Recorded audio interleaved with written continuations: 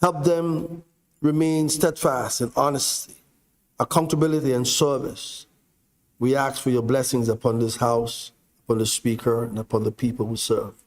Grant this nation, O God, peace and stability, prosperity, protect our shores, strengthen our economy, and provide opportunities for our families, our businesses, and the future generations to flourish.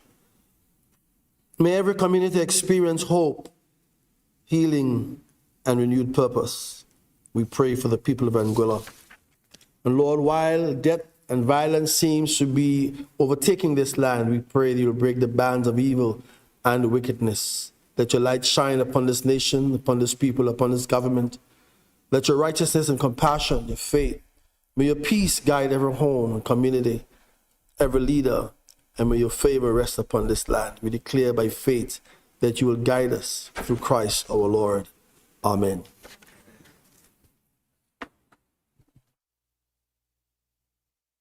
You may be seated.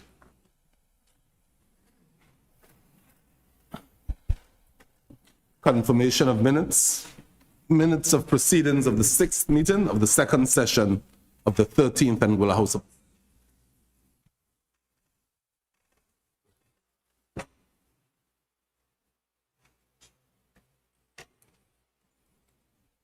We have members, we have one move a motion for the confirmation of the minutes. Have a look at it. See if there are any amendments to be made.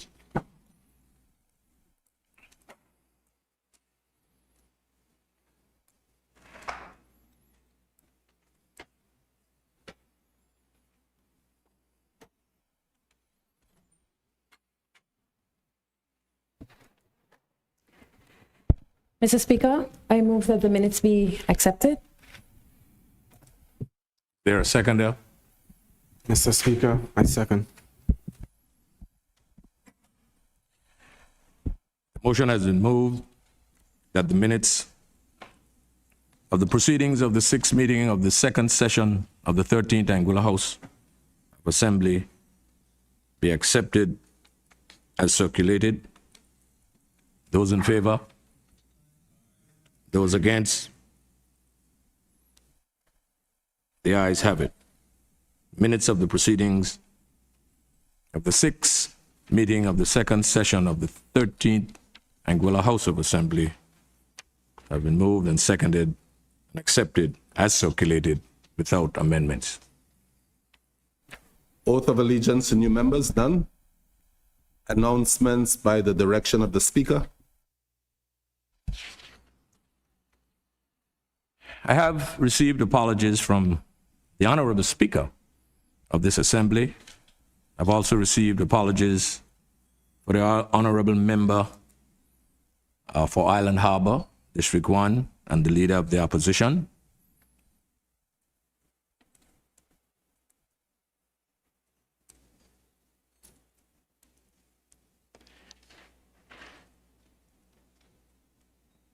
The Chair, as you would know, that we just celebrated the 50th anniversary of this Honorable House. I'm asking the Chair, who would have chaired that committee, there's a report that he could report to this Honorable House and to the people of Anguilla. We would be more than happy to do that.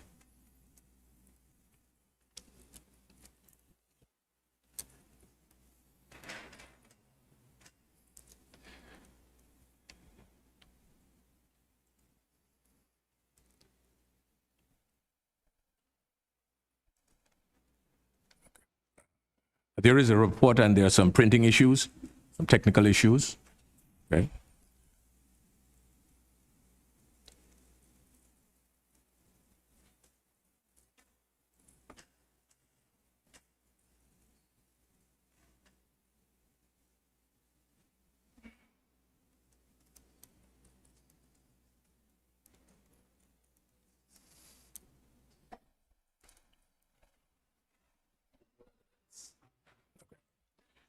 Seeing that we're having some technical issues, the chair for that 50th anniversary celebration has promised that he would present that report at the next sitting of this Honorable House.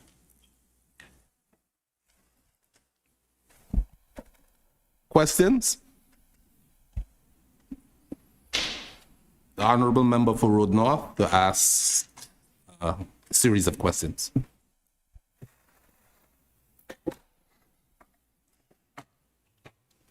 I recognize the member for Road North. Good morning, Mr. Speaker. Thank you for the opportunity. Good morning to everyone who's listening in to this House of Assembly session, and good morning to all my colleagues in this Honorable House. Questions for the Honorable Member for West End and Minister of Health. Will the Honorable Minister state the number of persons who were diagnosed and treated at the Princess Alexandra Hospital for acute myocardial infarction heart attack during each of the following periods: 1st January 2016 to 31st December 2020, and 1st January 2021 to 31st December 2025. Thank you, Mr. Speaker. Mr. Speaker, I rise to answer the questions.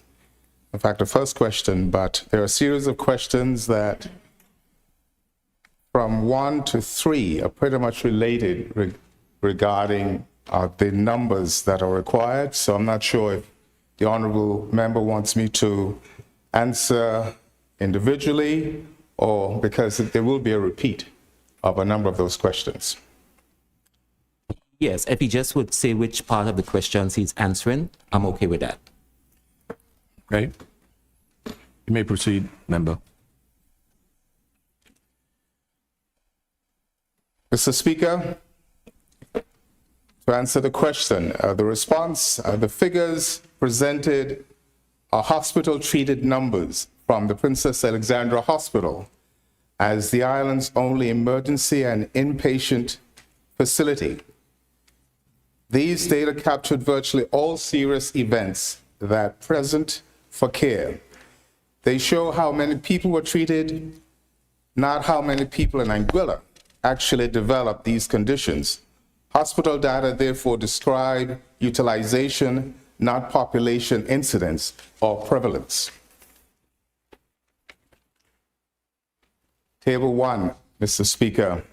Persons treated at the Princess Alexandra Hospital for the specific conditions 2016 to 2025. Year 2016, 20 cancer, 4 heart attacks, 10 PE, DVT, other 10, and stroke 18. 2017, 13 cancer, 1 heart attack, 7 PE, DVT or other, and 21 stroke. 2018, 16 cancer, 7 heart attack, 2 PE, DVT or other, and stroke 18. 2019, 12 cancer, 7 heart attack, 9 PE, DVT or other, and stroke 23.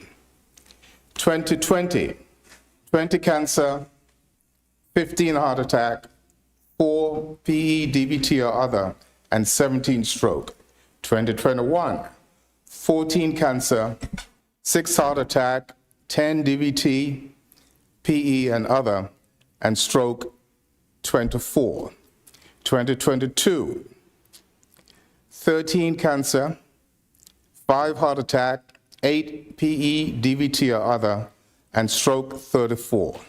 2023, 15 cancer, 8 heart attack, 15 PE, DVT or other, and 34 stroke.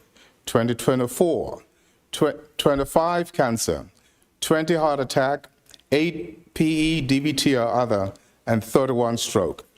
2025, 20 cancer, 10 heart attack, 17 PE, DVT or other, and 35 stroke.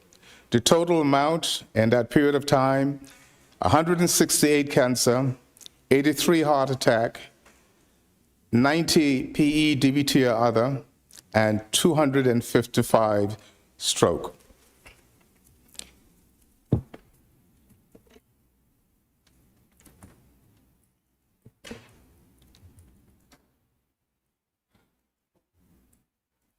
Thank you, Honorable Member.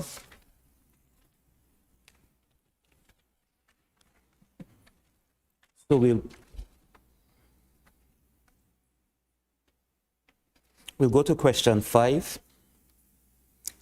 Has the ministry identified any statistically significant increase in the incidence or prevalence of heart attacks, strokes, blood clot-related conditions, or cancers in Anguilla during the period 2016 to 2025? If so, if so, what principal causes or contributing factors has the ministry identified? B, what measures has the government implemented since 2016 to reduce the incidence of these conditions, strengthen prevention and early detection, promote healthier lifestyles, and improve health outcomes for the people of Anguilla?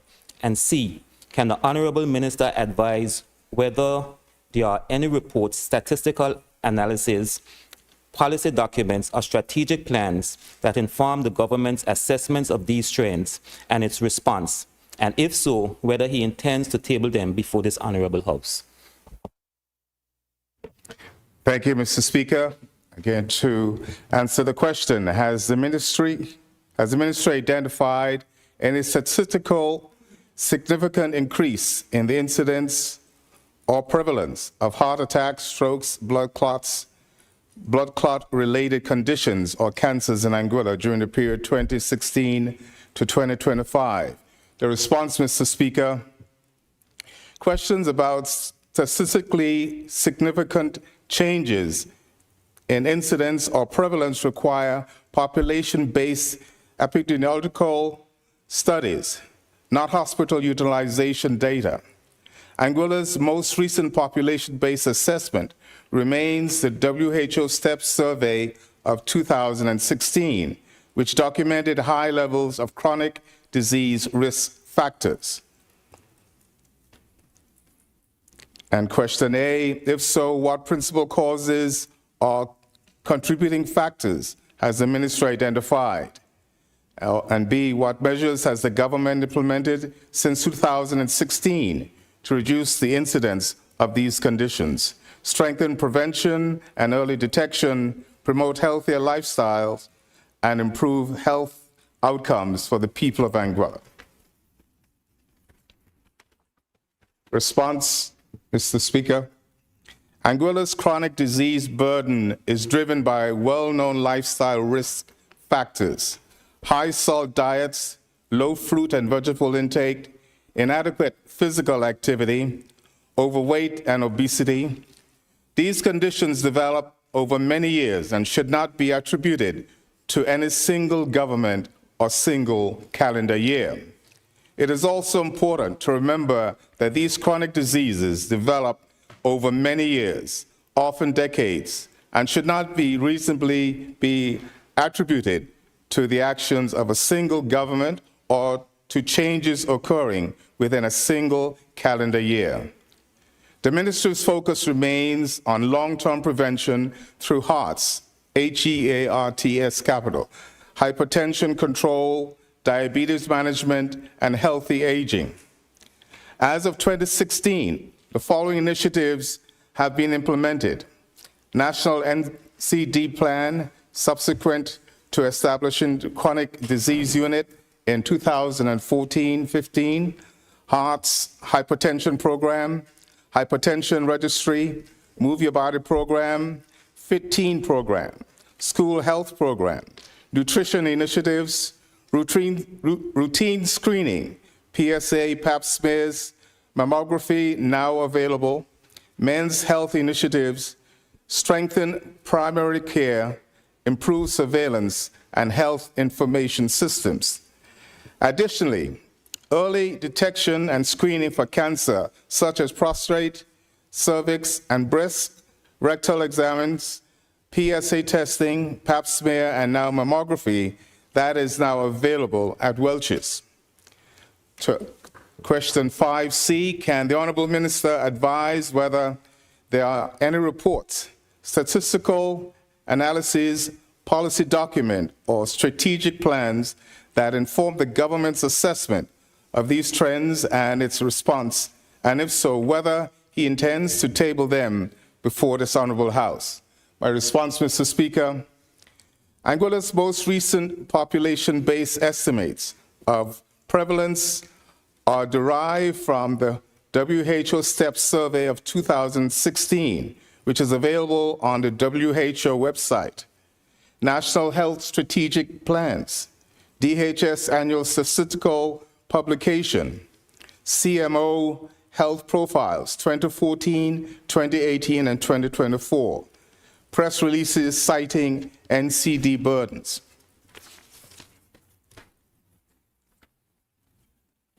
Mr. Speaker, the ministry has not identified evidence that population-based surveillance demonstrating a statistical significance increase the incidence or prevalence of these conditions during 2016 to 2025.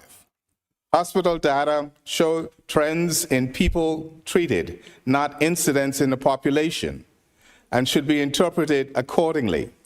However, this is not to say that the chronic non-communicable diseases are not recognized as a major health threat in Anguilla.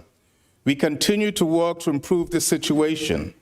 The role of prevention and lifestyle factors cannot be understated. I thank you, Mr. Speaker. Thank you, member. Thank you, member. And Mr. Speaker, I'll go on to the next set of questions. So, questions for the Honorable Member for West End and Minister of Sports. Can the Honorable Minister inform this Honorable House of the current stage of the proposed National Track and Field facility, including its progress in planning, design, and procurement? Mr. Speaker, if you allow me, I would defer these questions to the Honorable Jason Bryan, who is a ministerial assistant for sports and who's played a major role in this. Your request has been granted, Minister.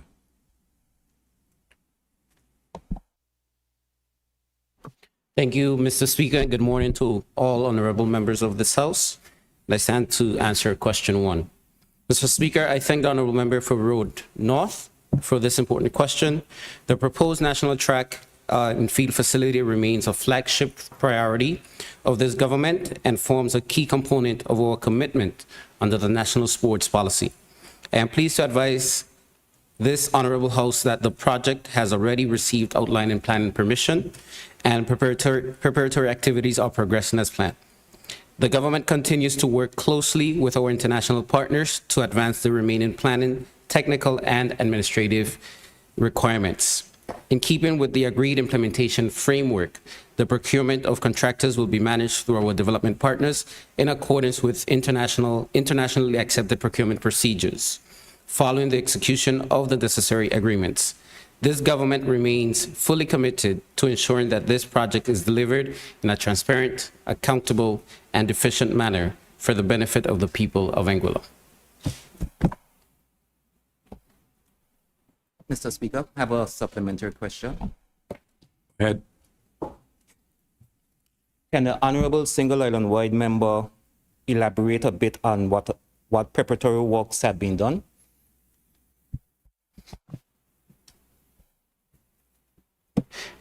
Thank you for the supplementary question. As indicated in the question, the planning permission has been granted and preparatory activities are progressing. So at the moment, we're still in the stage of finalizing within the international partners and then starting with the land.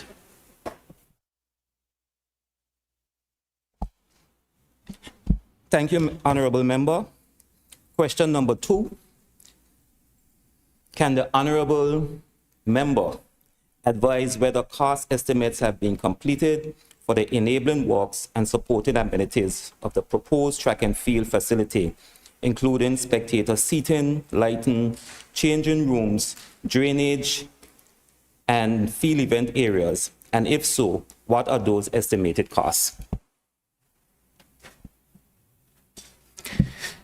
Thank you, Mr. Speaker. I thank the honorable member for the question. At this stage, the detailed cost estimates for enabling works and supporting amenities, including spectators seating, lighting, change in facilities, drainage system, and field events areas have not yet finalized. As honorable members are aware, this project is being undertaken through the World Athletics Cutout Project 11 partnership. While significant support is being provided under that program, the government of Anguilla remains responsible for funding certain preparatory works and any additional components that fall outside of the scope of financial allocation of Project 11. Accordingly, our immediate priority is to ensure that the preparatory works are completed and that the construction of the track commences without unnecessary delay. Once the design process has been completed and the final costing have been confirmed, I will be pleased to provide this honorable House with the detailed estimates.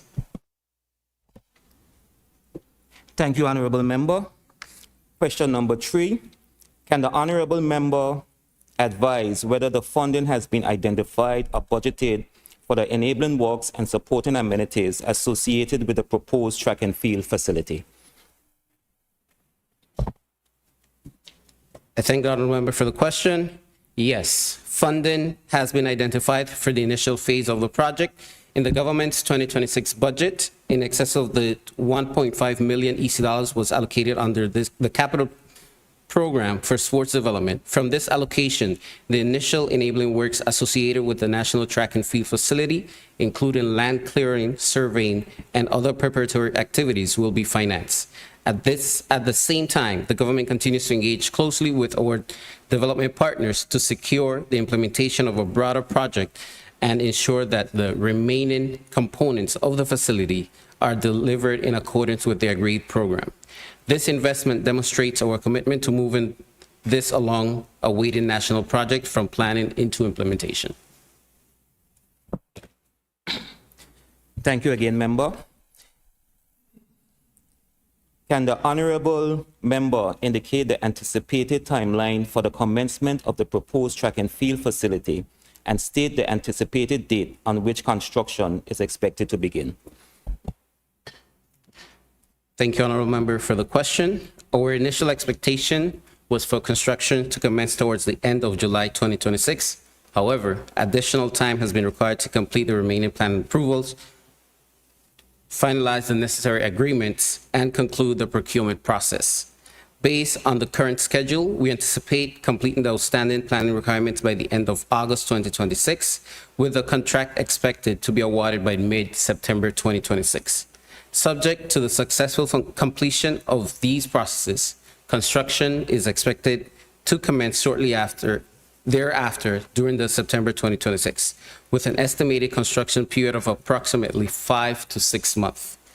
I wish to emphasize that these timelines remain subject to the timely completion of the procurement procedures, financing arrangements, regulatory approvals, and weather conditions. Nevertheless, this government remains steadfast in its commitment to delivering Anguilla's first national track and field facility. And we will continue to keep this honorable House and the people of Anguilla informed of the project progress. Thank you, member. Mr. Speaker, I'll now have some questions for the single island-wide member and the Minister of Natural Resources. You may proceed. Thank you. Member. Question 1. Can the Honorable Minister state the total expenditure incurred to date on the agricultural lands, the project located on the land previously designated for the proposed National Track and Field facility, providing a breakdown of costs for equipment, labor, water, and any other project-related expenditure? Morning, Mr. Speaker. Morning. Good morning to the people of Anguilla. I thank the member for the question. The Agricultural Lands Project was established to increase local food production, strengthen national food security, and demonstrate sustainable crop production practices. The expenditure incurred to date is as follows: land preparation, beautification, and debris removal, $38,727.97. Labor, 2 workers over approximately 5 months, 36,000 EC dollars. Planting material, which includes seedlings and seeds, plus fertilizer, 10,000 EC dollars. Water, 509,740 gallons. The cost, that is between the 15th of January to the 20th of May. That is the usage period, and the cost is 21,470 EC dollars. Total expenditure to date, $106,197.97 EC. The expenditure includes the initial clearing and preparation of the site, removal of debris to make the land suitable for cultivation, the beautification of the area that now allows for an access road around the entire 5-acre plot. Expenditure also includes labor associated with land preparation, planting, irrigation, crop maintenance, harvesting, and general field operations, as well as the purchase of planting material and water required for crop production. This vital farmland is being used for its intended purposes to produce food for the people of Anguilla. Food that would otherwise be imported at high costs from overseas. I cannot think of a better use for agricultural lands but for the production of high quality food free from pesticides and long shipping times. Thank you, member. Question number 2. Can the Honorable Minister state the actual yields achieved under the Agricultural Lands Project since its commencement, providing a breakdown by crop and the quantities harvested? Thank you for the question. Since the commencement of the project, produce has been sold to supermarkets, directly to customers at the Department of Natural Resources, and donated to government departments, sporting clubs, and community organizations. The production achieved is outlined below. Okra, 300 pounds at 7 EC a pound, estimated revenue, 2,100 EC dollars. Eggplant, 157 pounds at 7 EC a pound, estimated revenue, 1,099 EC dollars. Sweet peppers, 476 pounds at 5 EC a pound, 2,380 EC dollars. Tomatoes, 400 pounds at 5 EC a pound, $2,000 in revenue. Watermelon, 540 pounds at 5 EC per pound, $2,700 EC in revenue. Pumpkin, 615 pounds at 3 EC a pound, $1,845 EC in revenue. Cherry tomatoes, 89 pounds at 7 EC per pound, yielded $623 EC. Corn, 300 ears of corn at 5 EC an ear, $1,500 EC in revenue. Seasoning peppers, 45.5 pounds at 7 EC per pound, yielded $318.50 EC in revenue. Leafy greens, which includes kale, celery, and pak chai, 190 pounds at $5 EC per pound, $950 EC collected in revenue. Total estimated revenue, $15,515.50. The project has demonstrated the productive potential of the site while increasing the availability of fresh, locally produced food. In addition to commercial sales, produce was donated to government departments, sporting organizations, and community groups, contributing to broader community and food security objectives. I wish to highlight the various institutions that benefited from the department's donation of produce. Zenada Haven. Ministry of Health, the Move Your Body Initiative. Blue Dolphin Cricket Club. Princess Alexandra Hospital. His Majesty's Prison. School breakfast fundraisers. The Anguilla Hotel and Tourism Association and the Anguilla Tourist Board. Various senior citizen homes. The value of the donated crops is approximately 1,900 EC dollars. Supplementary question. Do the Honorable Minister have any record of wastages? And if not, can it be presented to the House at a later time? Thank you for the question. Wastage is still being accounted for, as there are several crops still in that plot of land, and that information will be gathered once the entire crop season is completed.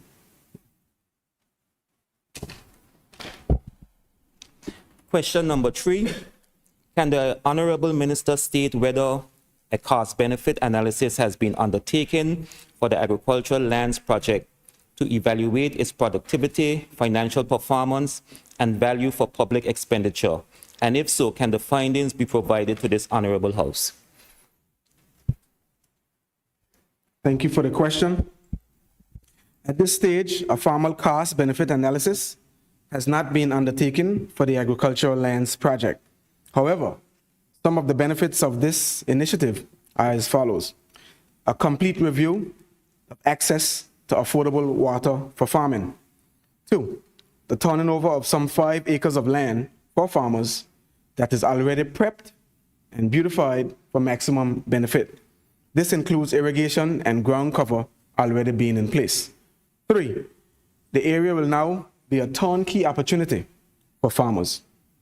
The department's initial priority was to establish the project, restore the land to a productive state, and assess crop performance under local growing conditions. Records have been maintained on the project expenditure, crop yields, water usage, and revenue generated. However, this data have not yet been consolidated into a formal cost-benefit analysis. The department intends to undertake a comprehensive cost-benefit analysis before the commencement of the next planting season. This assessment will evaluate the project's productivity, financial performance, operational efficiency, and overall value for public expenditure. The results will guide future production planning, improve resource allocation, and support informed decision-making to ensure the long-term sustainability and success of the initiative. The objective of the pilot project was to demonstrate that large-scale vegetable production is achievable in Anguilla and to provide confidence to supermarkets and other buyers that there is potential to reduce imports through reliable local production. The project also highlighted an important lesson. For local agriculture to be successful, as a people, we have to cut back on imports. Government must play a leading role in stabilizing the market, which includes coordinating production and ensuring that farmers can consistently supply high-quality produce in the quantities required by buyers. This approach is intended to strengthen and support the farming sector, creating opportunities for farmers rather than competing with them. Thank you, Honorable Member. Mr. Speaker, I'll now go on to questions for the Honorable Member for Sandy Hill and Premier and the Minister of Finance. You may proceed, member. Can the Honorable Premier inform this Honorable House whether a site has been identified for the proposed purchase of property in the United Kingdom, and if so, provide its location and address?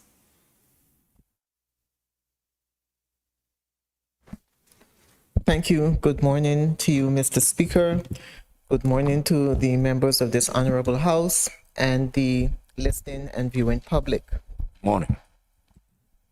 Mr. Speaker, I thank the honorable member for the questions raised. There has been considerable commentary about the government's consideration of property in the United Kingdom. That scrutiny is welcomed, Public funds must always be subject to careful examination, but responsible government requires us to look beyond the immediate price of an investment and consider the lasting value it can create for the people of Anguilla. Mr. Speaker, this proposal is not about prestige, nor is it about acquiring property for its own sake. It is about whether Anguilla can secure a permanent, fit-for-purpose asset in one of the world's most important diplomatic and commercial centers, an asset that can strengthen our representation, support official business, advance investment and economic opportunities, and serve the interests of Anguilla for future generations. Mr. Speaker, to answer the first question, can the Honorable Premier inform this Honorable House whether a site has been identified for the proposed purchase in the United Kingdom, and if so, provide its location and address? Mr. Speaker, a particular property is presently under consideration, and the government is continuing to undertake due diligence in respect of that property. The process has not yet been completed, and no final decision has been made to proceed with an acquisition. The government is also keeping its options open and continues to review other suitable opportunities until a final determination has been made. Given that the process remains active and is commercially sensitive, it would not be appropriate at this stage to publicly disclose the location or address of the property under consideration. Premature disclosure could prejudice the government's negotiating position and its ability to secure the best possible terms on behalf of the people of Anguilla.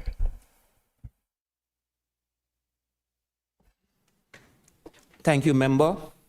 Question number 2. Can the Honorable Premier state the proposed purchase price of the property in the United Kingdom?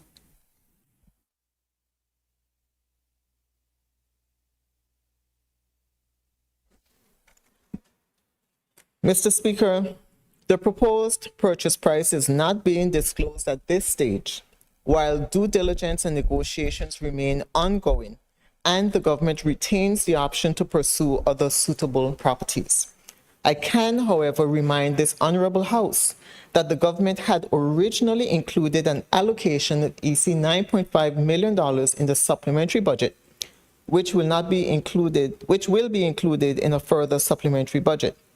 That provision is intended to facilitate the potential acquisition of property under consideration, together with associated legal, due diligence, professional, and other ancillary costs. The $9.5 million is therefore a proposed overall budgetary envelope, and to date, no binding commitment to purchase has been made. Thank you. Question number 3. Can the Honorable Premier advise to the total expenditure incurred to date in connection with the proposed purchase of the property in the United Kingdom, including legal fees, valuation costs, due diligence costs, consultancy fees, and any other related costs? Mr. Speaker, the government has incurred, accrued, or committed expenditure in undertaking the legal and technical due diligence necessary to determine whether the property presently under consideration is suitable for acquisition. It is important to distinguish between amounts already invoiced or paid, professional fees that have accrued but have not yet been invoiced, and expenditure authorized for work that is still being completed. Legal professional fees in the sum of approximately £27,497 has accrued to date. No legal fees have yet been paid, as no invoice has been submitted through the Attorney General's chambers. Legal and property search disbursements, approximately £2,437.42 plus 20% VAT, giving a total of approximately £2,924.90. Technical due diligence, approximately £20,061, and this package comprises a building survey, a mechanical and electrical survey, a phase 1 environmental assessment, a reinstatement cost assessment, and area referencing. Specialist CCTV drainage survey, a total cost of £2,640, has been authorized but not yet incurred. Damp and waterproofing inspection. The inspection and report are being provided at no cost to the government. A fee would arise only if the vendor is subsequently instructed to undertake remedial works. No such works have been instructed. Based on the costs presently identified, the total fees accrued, invoiced, or committed amount to approximately £53,123. This figure is subject to final reconciliation. The figure does not include any completion fee that may become payable to the property search agent if a purchase is completed, any remedial or fit-out works that may subsequently be approved, or any further specialist or professional advice that may be required. The legal fees have not yet been finalized. If the transaction does not proceed, the professional fees will be subject to review and may be reduced. Any disbursements already incurred would remain payable. No purchase has been completed. The expenditure to date relates to the legal, structural, mechanical, electrical, environmental, and other investigations required to inform the government's decision and protect the public interest before any acquisition is acquired. Thank you, member. Question number 5. Can the Honorable Premier state the estimated annual recurring cost of owning and operating the proposed property in the United Kingdom, providing a breakdown of anticipated expenditure for maintenance, insurance, security, property taxes, parking charges, utilities, management fees, and any other recurring costs?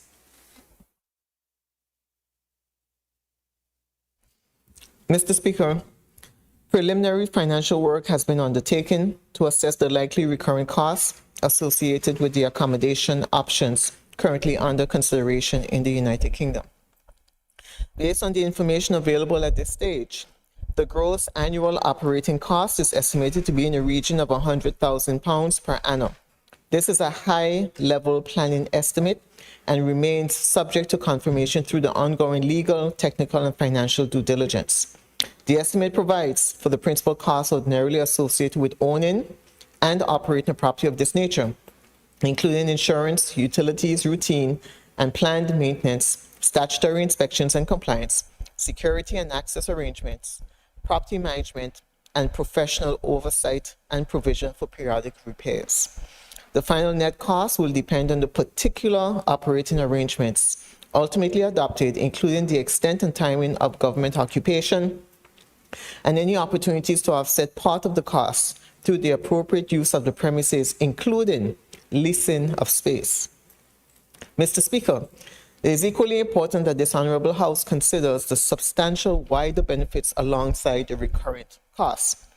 A permanent government presence in the United Kingdom would provide Anguilla with a stable and visible base for official business, strengthen its representation and engagement with the United Kingdom government and other partners, provide appropriate facilities for meetings and investment promotion, reduce long-term reliance on rented accommodation, and secure a public asset with enduring strategic value, among other direct and indirect benefits. The government's assessment is therefore not limited to the cost of maintaining a building. It is considering the overall value to Anguilla, including the operational, diplomatic, economic, and financial benefits that could be realized over the longer term. The government expects that where the right property and operating arrangements are secured, those broader benefits would substantially outweigh the ongoing cost of ownership. Given that the due diligence process is still being completed, it would be premature to provide a detailed breakdown that may later prove inaccurate or misleading. A full operating cost assessment will be advanced alongside the acquisition. Thank you, member. Mr. Speaker, I inadvertently left out question 4, so I would like to go back to question 4. I missed question 4 in my line of questions. It's allowed. Thank you. Thank you, Mr. Speaker. Question number 4. Can the Honorable Premier advise whether she intends to table before this Honorable House the relevant documents relating to the proposed purchase of the property in the United Kingdom, including Executive Council approval, valuation reports, due diligence reports, and any legal opinions obtained. Mr. Speaker, the government recognizes the importance of transparency in relation to any proposed acquisition involving public funds, and it is our intention to keep this Honorable House appropriately informed as the process advances. At this stage, however, the matter remains under active consideration, and the commercial process has not been concluded. It would therefore not be prudent to table documents that may contain sensitive valuation information, technical findings, legal advice, or negotiating positions while those matters are still being assessed. Executive Council papers are also governed by the established rules relating to the confidentiality of Executive Council proceedings, while legal opinions are ordinarily protected by legal professional privilege. Once the process has been concluded, whether the government proceeds with an acquisition or decides otherwise, we will review the information available and determine what documents or suitable summaries can responsibly be provided to this Honorable House, having regard to legal privilege, commercial confidentiality, data protection obligations, and the public interest.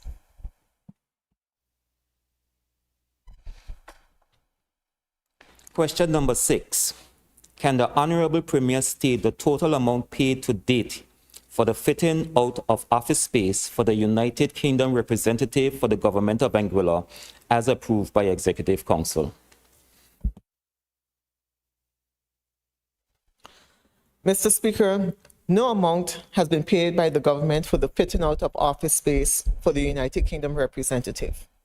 As an interim arrangement, pending any final decision to secure suitable government premises in the United Kingdom, responsibility for securing appropriate office accommodation rests with the Government of Anguilla's United Kingdom representative. That arrangement will remain in place unless and until suitable government premises are secured and an alternative arrangement is formally approved.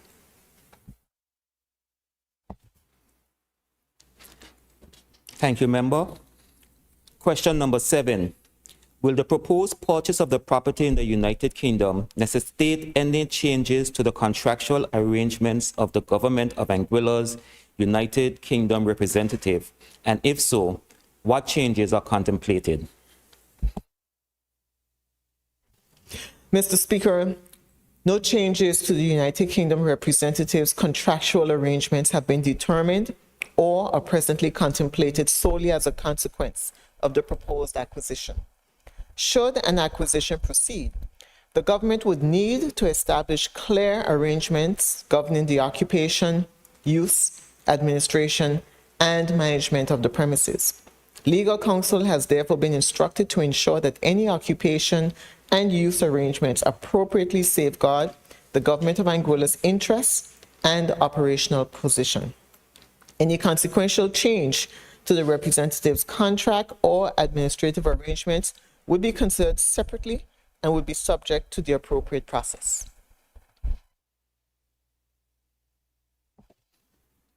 Thank you, Member. Question number 8. Can the Honorable Premier advise whether additional staff will be required to operate the proposed property in the United Kingdom? And if so, whether the cost of those staff will be borne by the Government of Anguilla or by the Office of the United Kingdom representative?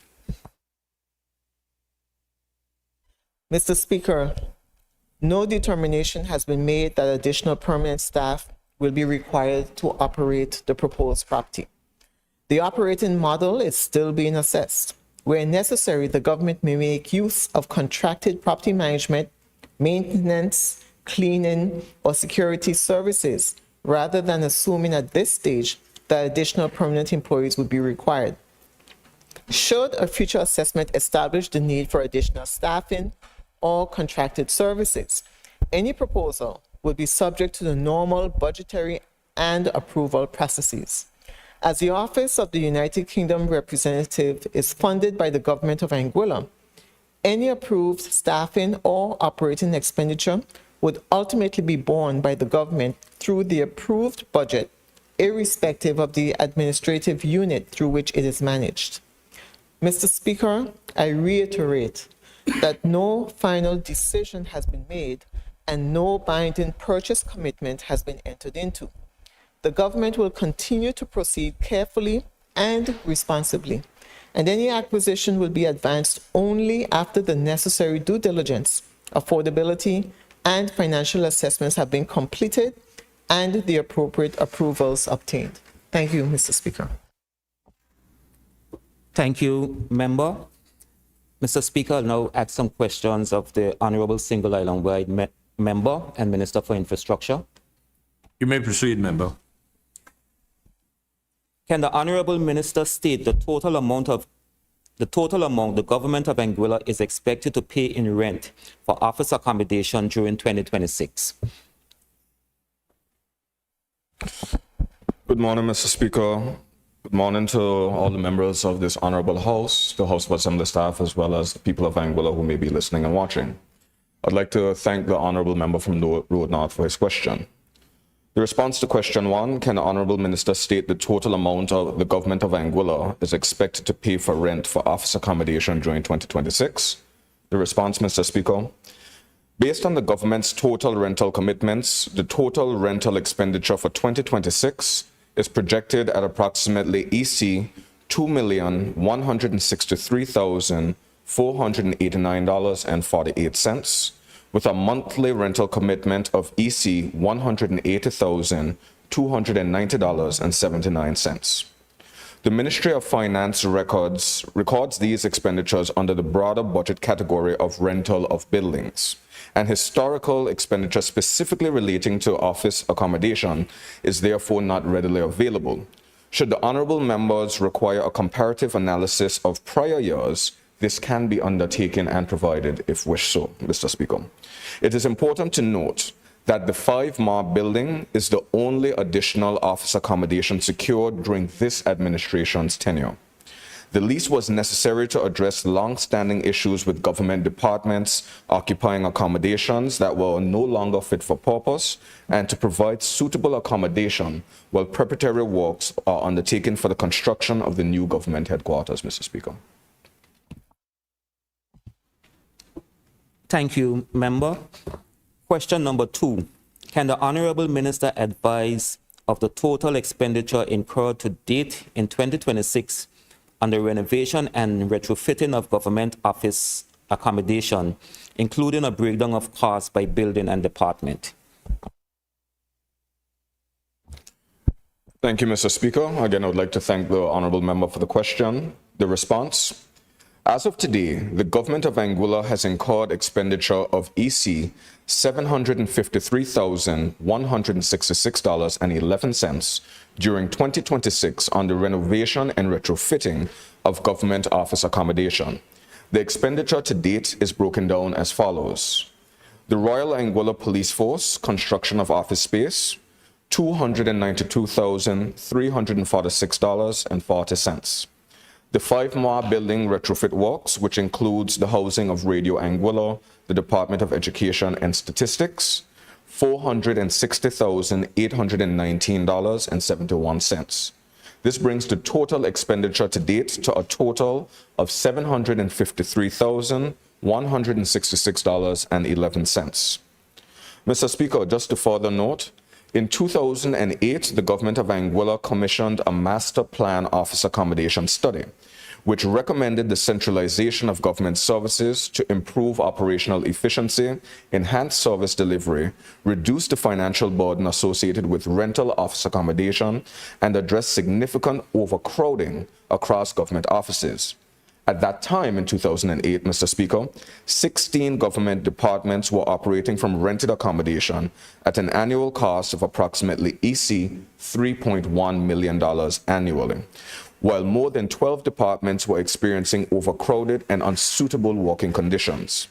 The study also highlighted the benefits of energy-efficient building design, future expansion capacity, and enhanced security and parking. Mr. Speaker, although funding was allocated over several years to support the initiative, progress remained very limited. In 2024, the Ministry of Infrastructure updated the findings of that 2008 report and recommendations of the master plan and and the recommendations of the master plan and proposed the first phase of construction of 2 four-story government office buildings. This administration has since taken the project beyond the planning stage by allocating funding not only for the continued retrofitting of government office accommodation to facilitate the departmental relocations, but also for the engagement of a specialist consultant to undertake a comprehensive review of the government's current accommodation requirements and to provide full management services for the development of the new government headquarters. The temporary retrofitting of office accommodation is therefore a necessary interim measure to ensure government services continue to operate effectively while preparations for the new government headquarters continue to advance. It is also worth noting that the current program represents the first concerted effort in many years to move beyond studies and recommendations toward the implementation of a modern, fit-for-purpose government office accommodation solution. Thank you, Mr. Speaker. Thank you, member. Mr. Speaker, I have no further questions. Thank you, member.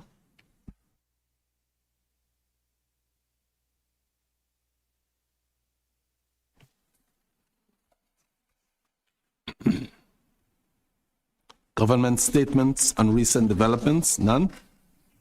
Papers, none. Reports from committees, none. Petitions, none. Government notices, none. Private members' notices, none. Motions, Motion 10 of 2026, 2/13 HOA, introduction of contributory pension scheme for members of the House of Assembly.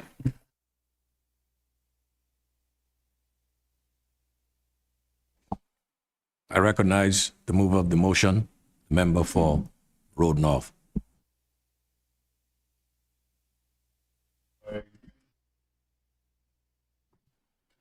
Thank you very much, Mr. Speaker. I wish to remove motion 10/2026-2/13 HOA, which is shortly entitled Introduction of a Contributory Pension Scheme for Members of the House of Assembly. Mr. Speaker, resolution, should I read the resolution? Yes, thank you very much, Yes. Mr. Speaker. Whereas the Legislators Pensions Act Revised Statutes of Anguilla, Chapter L 35, provides pension benefits for members and former members of the House of Assembly, which are funded from the Government of Anguilla's Consolidated Fund. And whereas members of the House of Assembly are not presently required to contribute towards the cost of those pension benefits, and whereas principles of fairness, accountability, and fiscal responsibility support the introduction of a contributory pension arrangement for members of the House of Assembly. And whereas other Commonwealth jurisdictions, including Barbados, the Bahamas, Bermuda, the Cayman Islands, and the Falkland Islands, have adopted contributory pension arrangements for legislators or members of their legislatures, recognizing that elected representatives should contribute towards the cost of retirement benefits they receive. Be it resolved that this Honorable House calls upon the Government of Anguilla to bring this before the Honorable House by December 31st, 2026 or sooner, legislation to amend the Legislators Pension Act and any other relevant enactments to establish a contributory pension scheme for members of the House of Assembly, and to 1, require members of the House of Assembly to make regular contributions towards their future pension benefits. 2, establish an appropriate contribution rate and mechanism for the collection, administration, and management of such contributions. 3, provide for government contributions to this scheme where considered appropriate. 4, protect and preserve pension rights and benefits accrued by current and former members under existing law. And 5, promote greater transparency, accountability, and long-term fiscal sustainability in funding of legislators' pensions. Be it further resolved that this Honorable House affirms the principle that those entrusted with the stewardship of public funds should contribute fairly towards the pension benefits to which they may become entitled. Thank you very much, Mr. Speaker. Is there a seconder? Mr. Speaker, I second. It has been moved and seconded.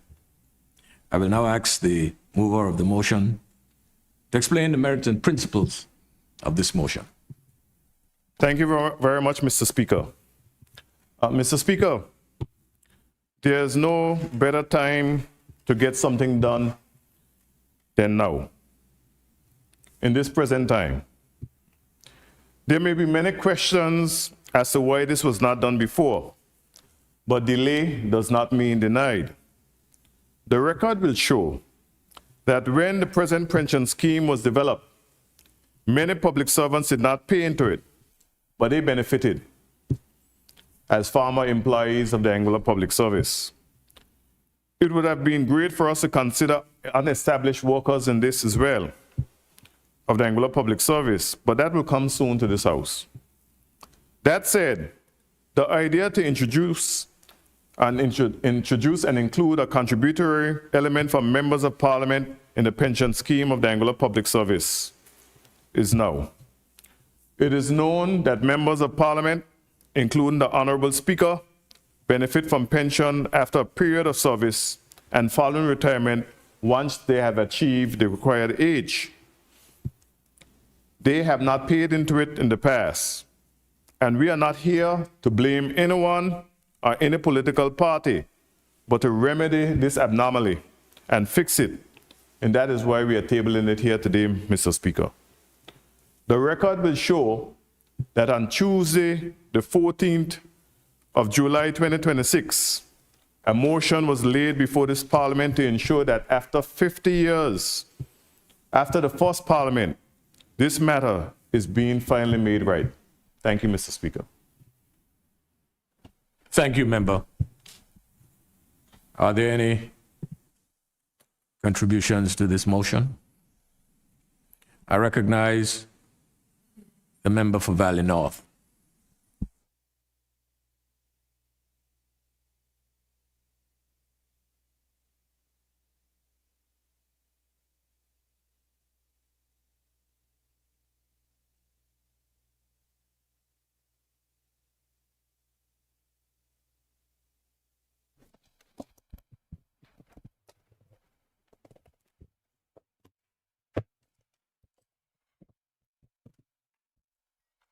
Thank you very much, Mr. Speaker.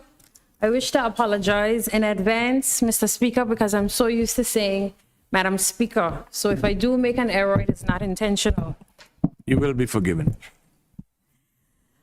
I rise to support this motion.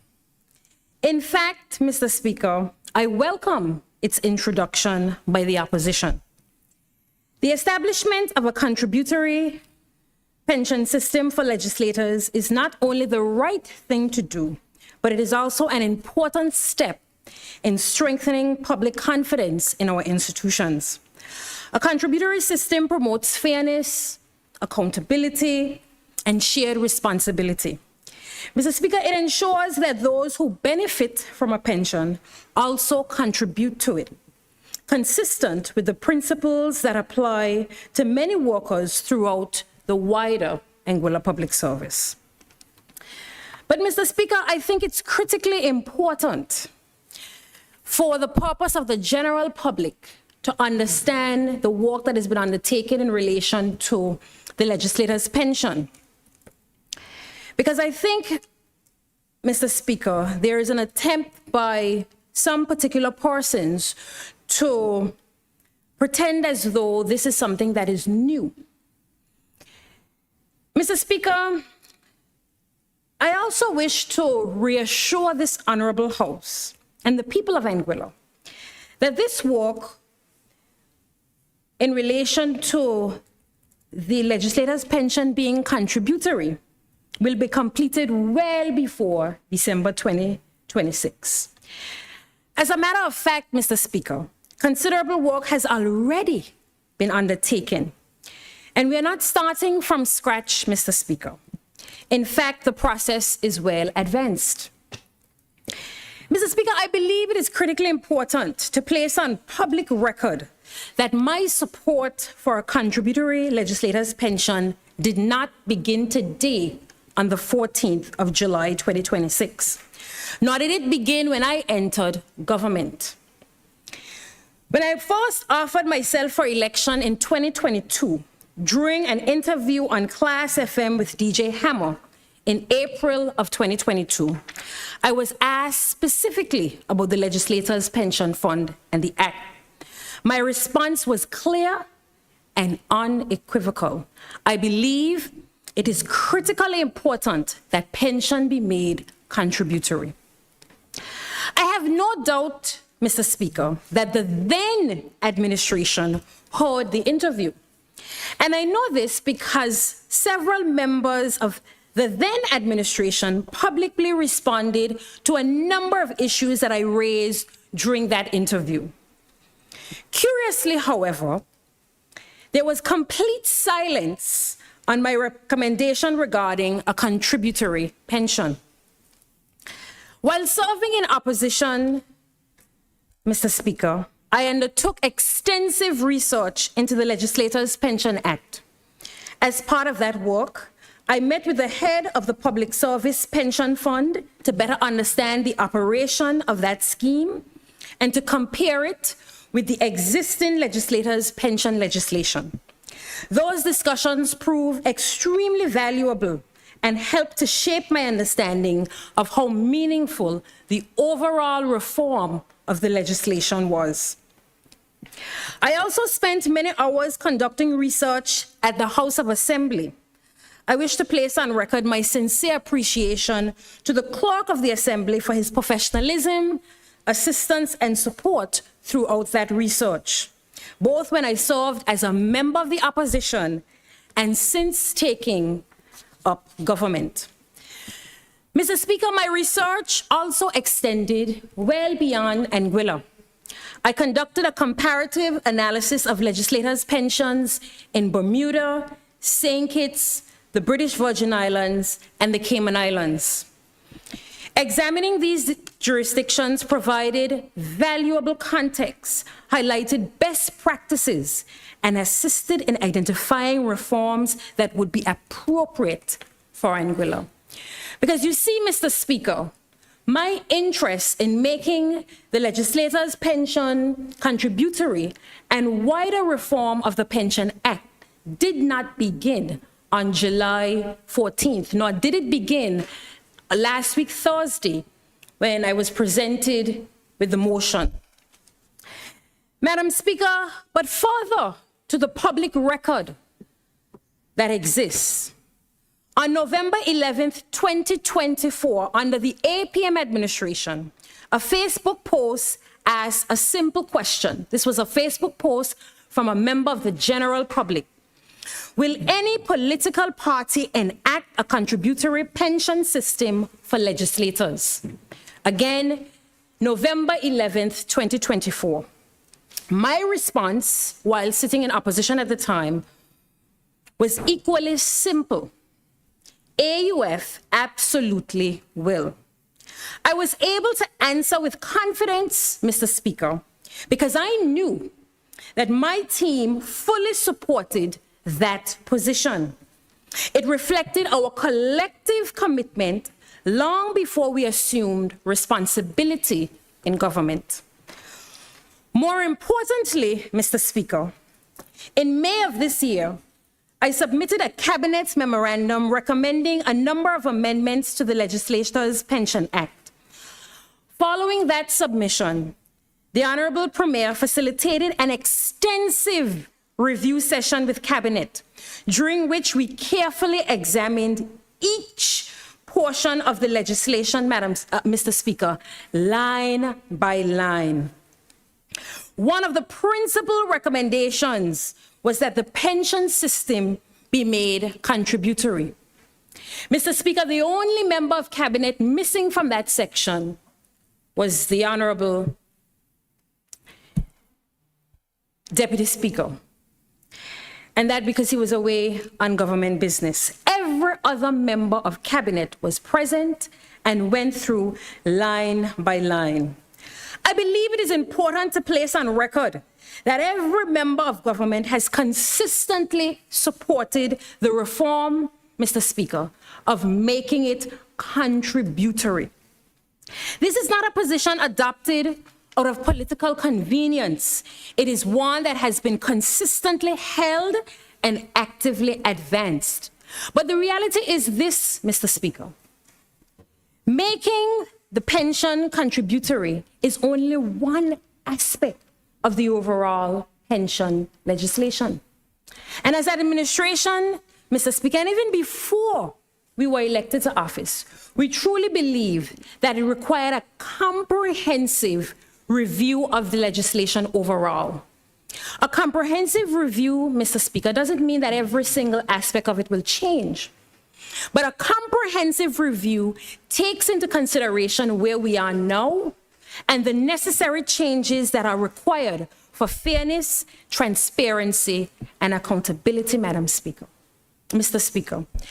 And Mr. Speaker, I go back to saying I welcome the introduction of this motion, because it says to us when we come back to this honorable House in short order with the legislation, it will be passed with flying colors, Mr. Speaker, because the opposition has already indicated that they support the pension fund being contributory.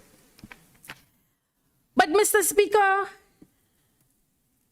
I can't help but wonder if perhaps a board picked someone on the opposition side and told them how far advanced we were in that process, perhaps, Mr. Speaker, because I find the timing to be quite interesting, welcomed, Mr. Speaker, but quite interesting.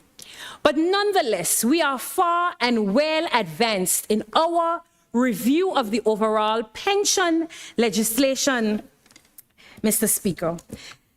And the Premier is now actively working with her team to advance the drafting instructions for that new legislation. And Mr. Speaker, I wish to publicly put on record my sincerest gratitude to every member of this current administration who has from the very beginning actively supported making this legislation, this pension, legislators' pension contributory. And doesn't happen very often, but I actually agree with the member from Road South, Madam Speaker, Mr. Speaker. There's no time better than now, because this administration is prepared to make it contributory. And I find it so interesting that having served in office for 4.5 years, and they could have had a full 5 years, but they called a snap election and of course were not successful. So they had 4.5 years, Mr. Speaker, based on their own decisions, and could have brought the change legislation to the House of Assembly at any point in time during that period. I also find it quite interesting that if you scour through the internet, through radio interviews, there is very little mention made of adjustments to the pension legislation by the members of that administration.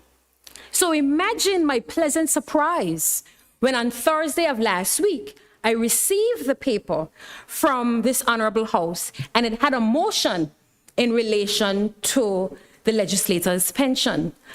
Again, Mr. Speaker, I welcome the motion. And I welcome the motion because it provides an opportunity to tell the general public how actively I have been engaged with this matter, even before it comes to the House in short order, Madam Speaker. Mr. Speaker, because you see, Mr. Speaker, when you are making adjustments and changes to legislation, certainly legislation that predates you and affects many people, Mr. Speaker, it's critically important that you do a comprehensive review, not just a piecemeal review, Mr. Speaker, because we could have just come in and made this contributory quickly and in short order, Mr. Speaker. But making it contributory is only one consideration of the overall legislation. And so a responsible administration, Mr. Speaker, ensures that a comprehensive review is done. And once the administration agrees on the necessary changes that they wish to see progressed, they go through that process of getting the legislation adjusted and bringing it to this honorable House, Mr. Speaker. So once again, Mr. Speaker, I welcome this. But Mr. Speaker, I also for the purpose of the general public, because all of the honorable members of this House, we have a responsibility to represent the members of the public who have elected us to public office. And I think it is critically important that we share information widely with those members of the public. And there was some information that was presented earlier by the member for Road South, and he would have indicated that he wishes that a number of the wage workers were included in this pension legislation. And for the general public, I think it's critically important that I explain that there are two separate funds. And I think for the purpose of the general public, it's important for them to understand that there's a separate act that deals with the legislator's pension, and there's a separate act that deals with the Anguilla Public Service Pension Fund. And on a number of occasions, both publicly and privately, members of this administration have said that we are actively working on ensuring that there are a number of critical wage workers who for decades, Mr. Speaker, decades, there are many of them who have gone home, who have retired and will not benefit from this, who were considered wage workers. These are full-time staff working the full-time critical essential workers that remain on the unestablished list. This administration is not waiting for another 5, 10, 15 years to address it. We are addressing it now. Because as my honorable member of the House from Road South said, there's no better time than now. So in the new budgetary process that is coming up, Mr. Speaker, those persons, those wage workers on the unestablished list, they will be added to the Public Service Pension Fund, Mr. Speaker. And I think it is critically important for persons to understand that this administration is actively advancing such. We have made it abundantly clear that we do not believe the existing structure is fair and fit for purpose. So that has absolutely nothing to do with the legislator's pension, because these are two separate and distinct acts. And I do not want the general public to be confused. I don't want the general public to be of the view that we are making adjustments to the Legislators' Pension Act, but we are somehow leaving out wage/unestablished workers. I think that's critically important, Mr. Speaker, because sometimes I feel as though things are said in this honorable House, and those things take on wings and a life of their own.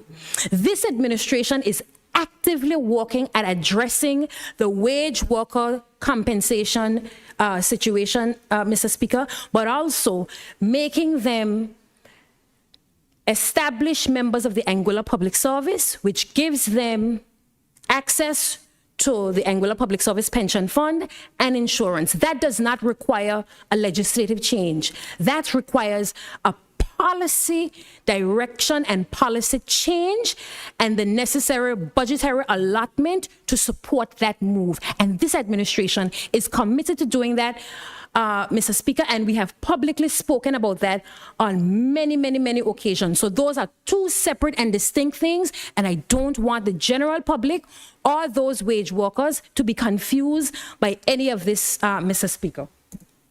I also want to reference something that was posted on Facebook earlier today by a general member of the public, because again, we don't want persons to be misled.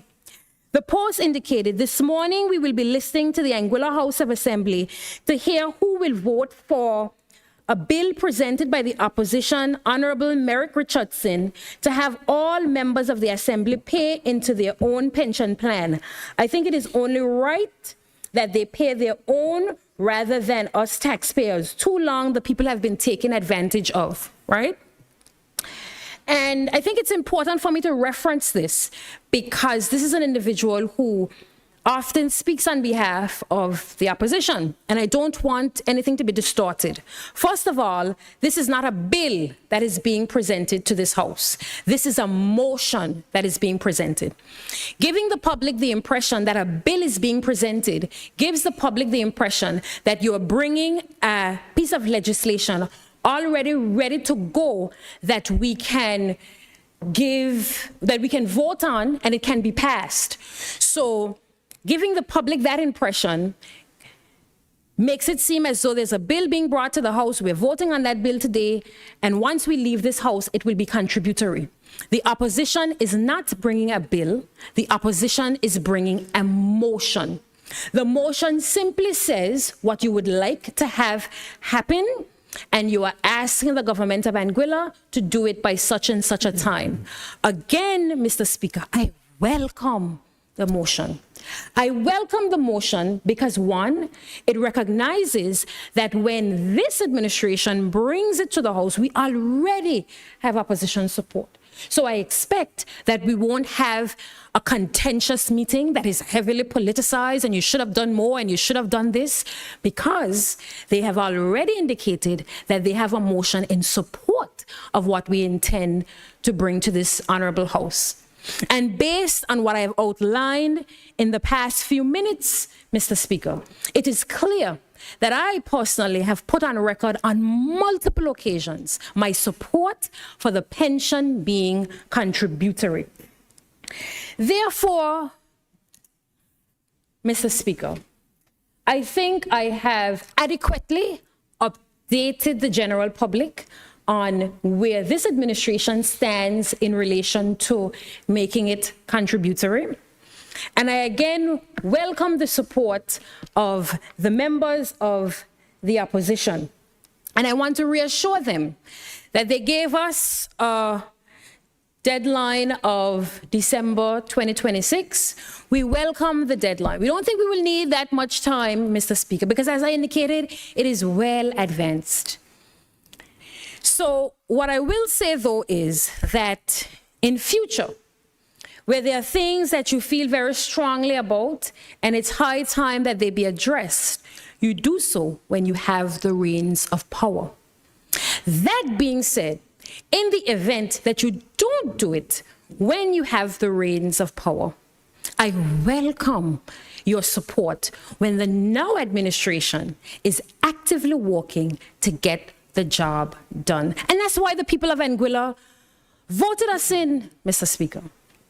They voted us in because they wanted an administration that chose the people, that were committed to putting the people first. We recognize that this matter was a matter that has been actively ventilated in the public space on numerous occasions. We recognize the importance of making it contributory. But there are also a number of us who have formerly served as public servants in the Anguilla Public Service, and we have contributed actively to pension. So we support, Mr. Speaker, pension contributions. So there's no contention in relation to this motion. Perhaps a slight bit of hypocrisy, but no contention, Mr. Speaker, because both the opposition and the government of Anguilla agree wholeheartedly that the pension legislation needs to ensure that it is contributory. So I welcome the members of the opposition to put forth even more motions in relation to things that this administration is actively positioning, because it means that they are supporting our policy directives, our policy direction. And I smile when they talked about the wage workers and unestablished workers, because again, they had 4.5 years, not because of us, because of them, because they call a step election. They had that time to get it right, and they chose not to. But that's okay, because this administration will ensure that the unestablished wage workers are prioritized and put first, because we are committed, Mr. Speaker, to putting people first. Thank you.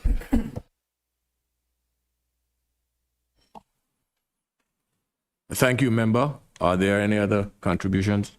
I recognize this member. Good morning again, Mr. Speaker. And I'll be very brief in my representations, as I do believe that my honorable colleague was quite comprehensive and detailed in her account.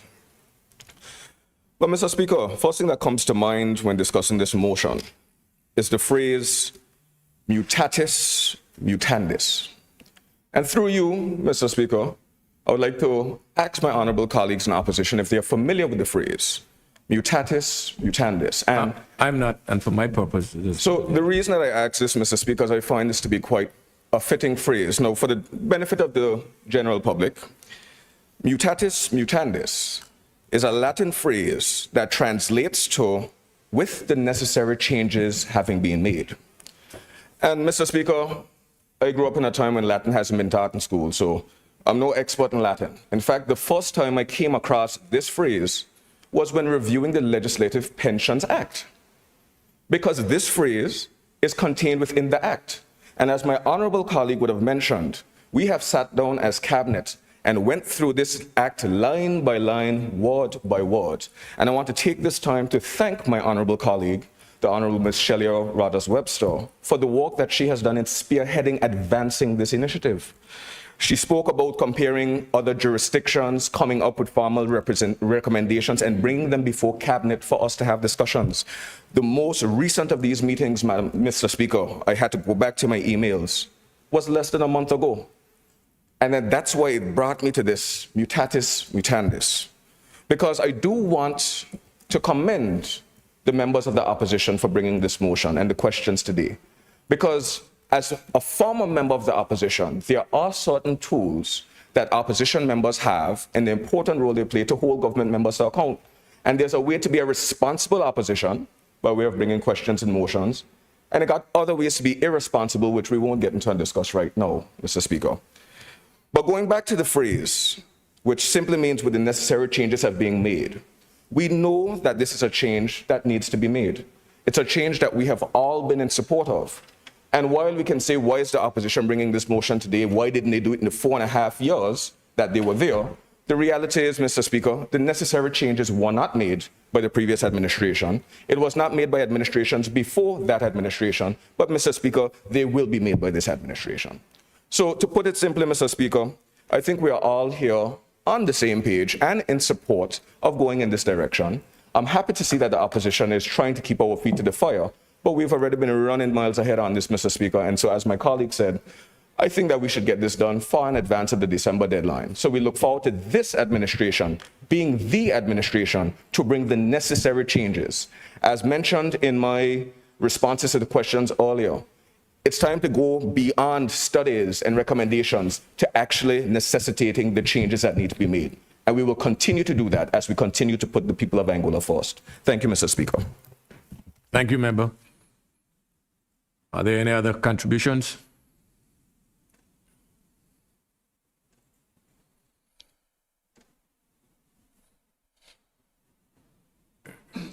I recognize Single Island White member. Mr. Speaker, thank you for the opportunity to present on this motion. And like my colleague, Mr. Vanterpool, would have said, member for Valley North, Valley South, Valley North did an excellent job in representing us here on this side of the aisle. My colleague, Mr. Vanterpool, would have said that he didn't intend to be long, and he presented his presentation, Mr. Speaker. And I won't be long as well, because it is something that both sides of the aisle agree to. It is something that we have had in train since we got elected. It is something that we would have promised. And the member for Valley North publicly on many occasions would have spoken to this, as she said, and she gave dates. She gave dates, and this is historical fact, Madam Speaker, as to our commitment to the people of Anguilla in terms of supporting these amendments, the amendments to come in the future for the Legislative Pensions Act. Mr. Speaker, I stand to make a correction to the mover of this motion, because I am very careful and very critical of statements made to the public. I am one, Madam Speaker, to be very cautious to ensure that words that we say as elected representatives cannot be misunderstood and that are not misleading. And I wish to quote something the mover of the motion, the member for Road South, made as he closed off his opening statement. He said, "The record will show that on Tuesday, the 14th of July, 2026, a motion was laid before this Parliament to ensure that after 50 years, after the first Parliament, this matter is being made right." Mr. Speaker, that statement is misleading. This is a motion to have a debate, to discuss the points raised in this motion, this resolution document. Those 5 points that was raised by the member for Road South. This motion should not be confused with an amendment to a bill. So you cannot tell the public that after 50 years, after the first Parliament, that this matter is being made right. It's not going to be made right today. In fact, this is a discussion in the public domain for the people to hear ideas, to hear suggestions. So I am looking forward to what the mover of this bill will bring forth in terms of their recommendations. You brought forward a motion. I hope it was not the grandstand. I hope that in his closing, he's going to give us ideas as it relates to the percentage that should come out, how the fund should be set up, when it should be set up. I'm hoping, because in here as well, it speaks to the government bringing this to the Honorable House by the 31st of December 2026. So it must mean that the member is going to significantly contribute to this debate today as the mover of the motion. If not, it is just grandstanding. We have been working on this, on the amendments to come forth to this Honorable House. And it will come under this administration as promised. God spare our lives. So, Mr. Speaker, I support this motion because it is a good motion and because it is something that the public, that is deserving of taking place. I recall, Mr. Speaker, I'm so sorry. I usually don't look up that way often. So, Mr. Speaker, I recall, and this is history. This isn't to throw anybody under the bus. But I recalled in 2022, when the former Minister of Education, the former representative of Valley South, would have resigned in July of 2022. She returned to the party over the weekend, rejoined the government of the day, and one of the significant promises and commitments to the people for rejoining, as stated on radio, on Class FM, that she promised the people of this country that upon returning, one of her commitments was to work on the Legislators' Pension Act to make sure that it is contributory. That is record on radio. It's being stated by the former member for Valley South. 3 years passed, Madam Speaker, and the administration did nothing to bring that legislation to the House. So I just wanted to put that out there because we all should be accountable for our promises and our words spoken. And so too, we will be accountable for our promises and we will be held to account. And this is why in government, we are so hard on certain departments and institutions, including the Attorney General's chambers, because we are elected by the people of Anguilla based on promises, based on commitments that we have made. So forgive us when we push. We're not pushing for ourselves. We are pushing for the betterment of Anguilla and the betterment of the people of Anguilla. And we are paid. Each and every one of us are paid to do so. From department heads to ordinary civil servants, to Attorney General, ministers, every one of us, we are paid to do the things that we promised to do and the things that we got elected for. So, Mr. Speaker, I would have liked to hear, before I got up to speak, I would have liked to hear from the opposition, what are their plans? You know, what are their suggestions? What are they bringing to the table? It can't be just this debate without substance. And I would have preferred to even hear it in the opening. But nothing came forward. I'm looking forward to whatever is to come. And as it relates to the amendments that we intend to make to the Legislators' Pension Act, that will come for public consultation. As the member for Valley North would have said, we sat together in a room for hours. We even ate lunch, sitting together, looking through the bill and the recommendations that was brought forward. So we have done our internal assessment. We have done our internal deliberations. It's only a matter of time now for it to come to the public for further consultation and amendment to the bill. So I hope that today isn't another one of those instances where the members of opposition is seeking headlines. I challenge them to bring substance to this motion. Because from time to time, it is proven that the leader of opposition business, he shows up in Anguilla just to make a headline and then returns home to Florida.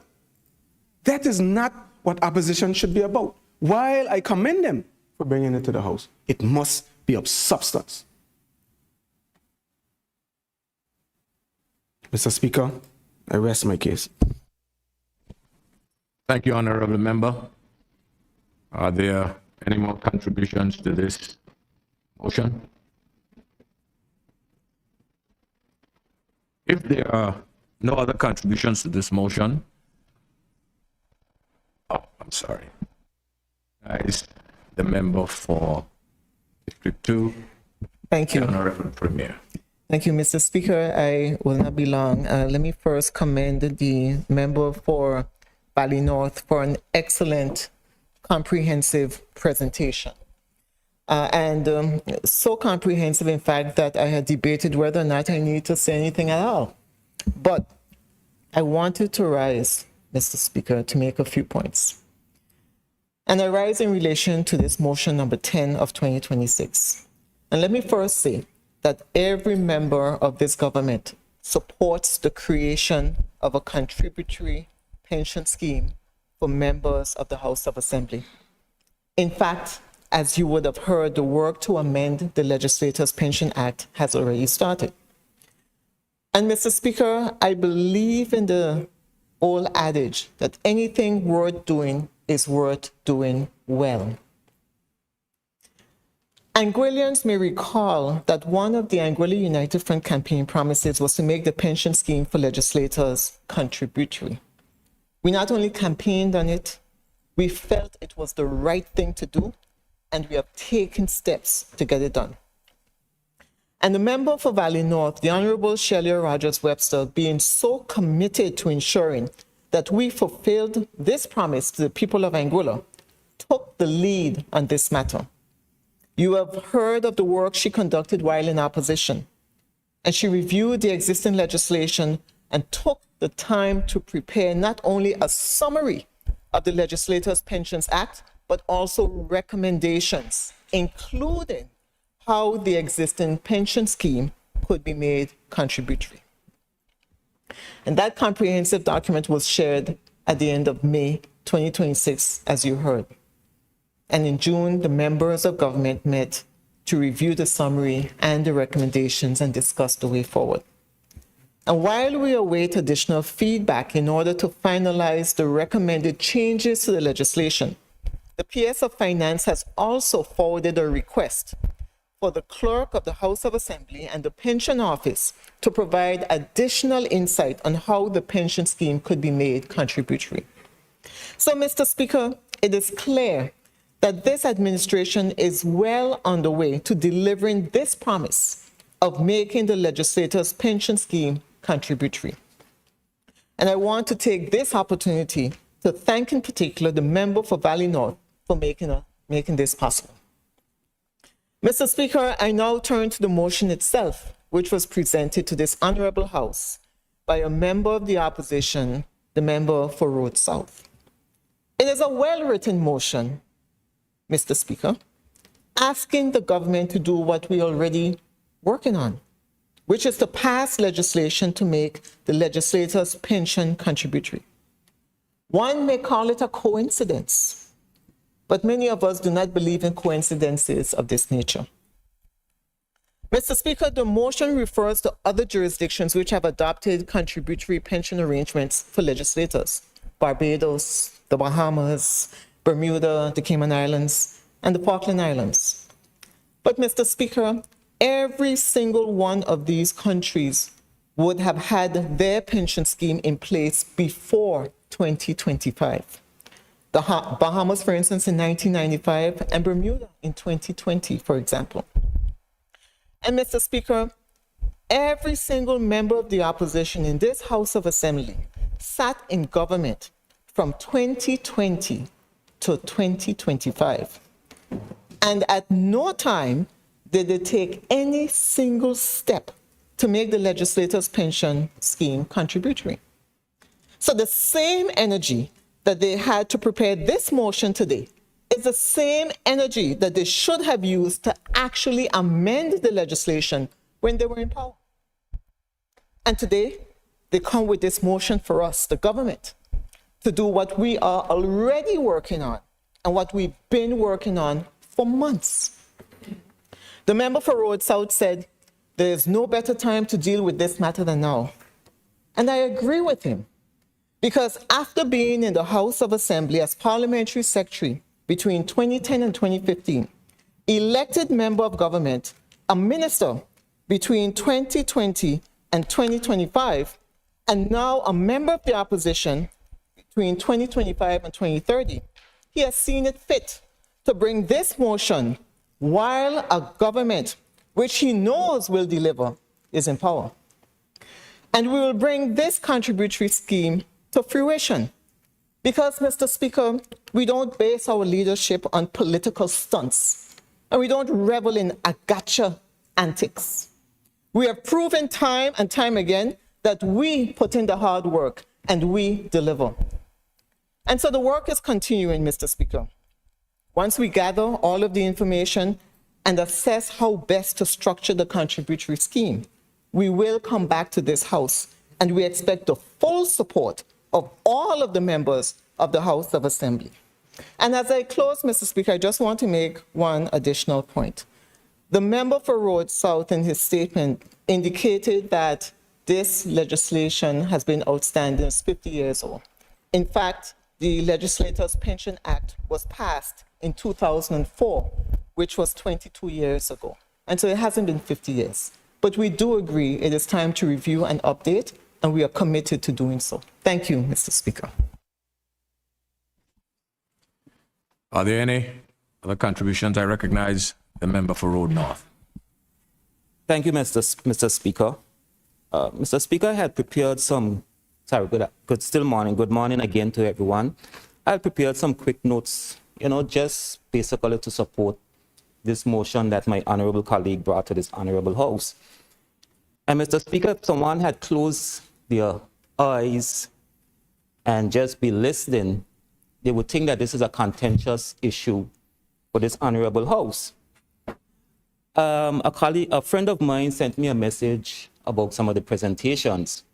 And I told her I wasn't going to present because I am one who don't believe that everything needs to be political grandstanding. And it feels to me, Mr. Speaker, not it feels, I know that everyone is obviously on board with this. Everyone of the elected members seem to be okay with this. I expected to come to this honorable house and hear good motion, but thank you. We've already started a motion, and I'm going to give congratulations to the government side for already starting it, and apparently from all reports, it's already in train, and we should be getting this to the honorable house to be voted on. Of course, Mr. Speaker, once it comes to the house, members of the opposition will look at it, and if there's anything else that we see is an issue, we will bring it up. Mr. Speaker, the PACE Act came to us as members of opposition. We sent back our recommendations, what we felt was an issue to the Honorable Attorney General Chambers. Almost 40 things that we picked up that might be contentious.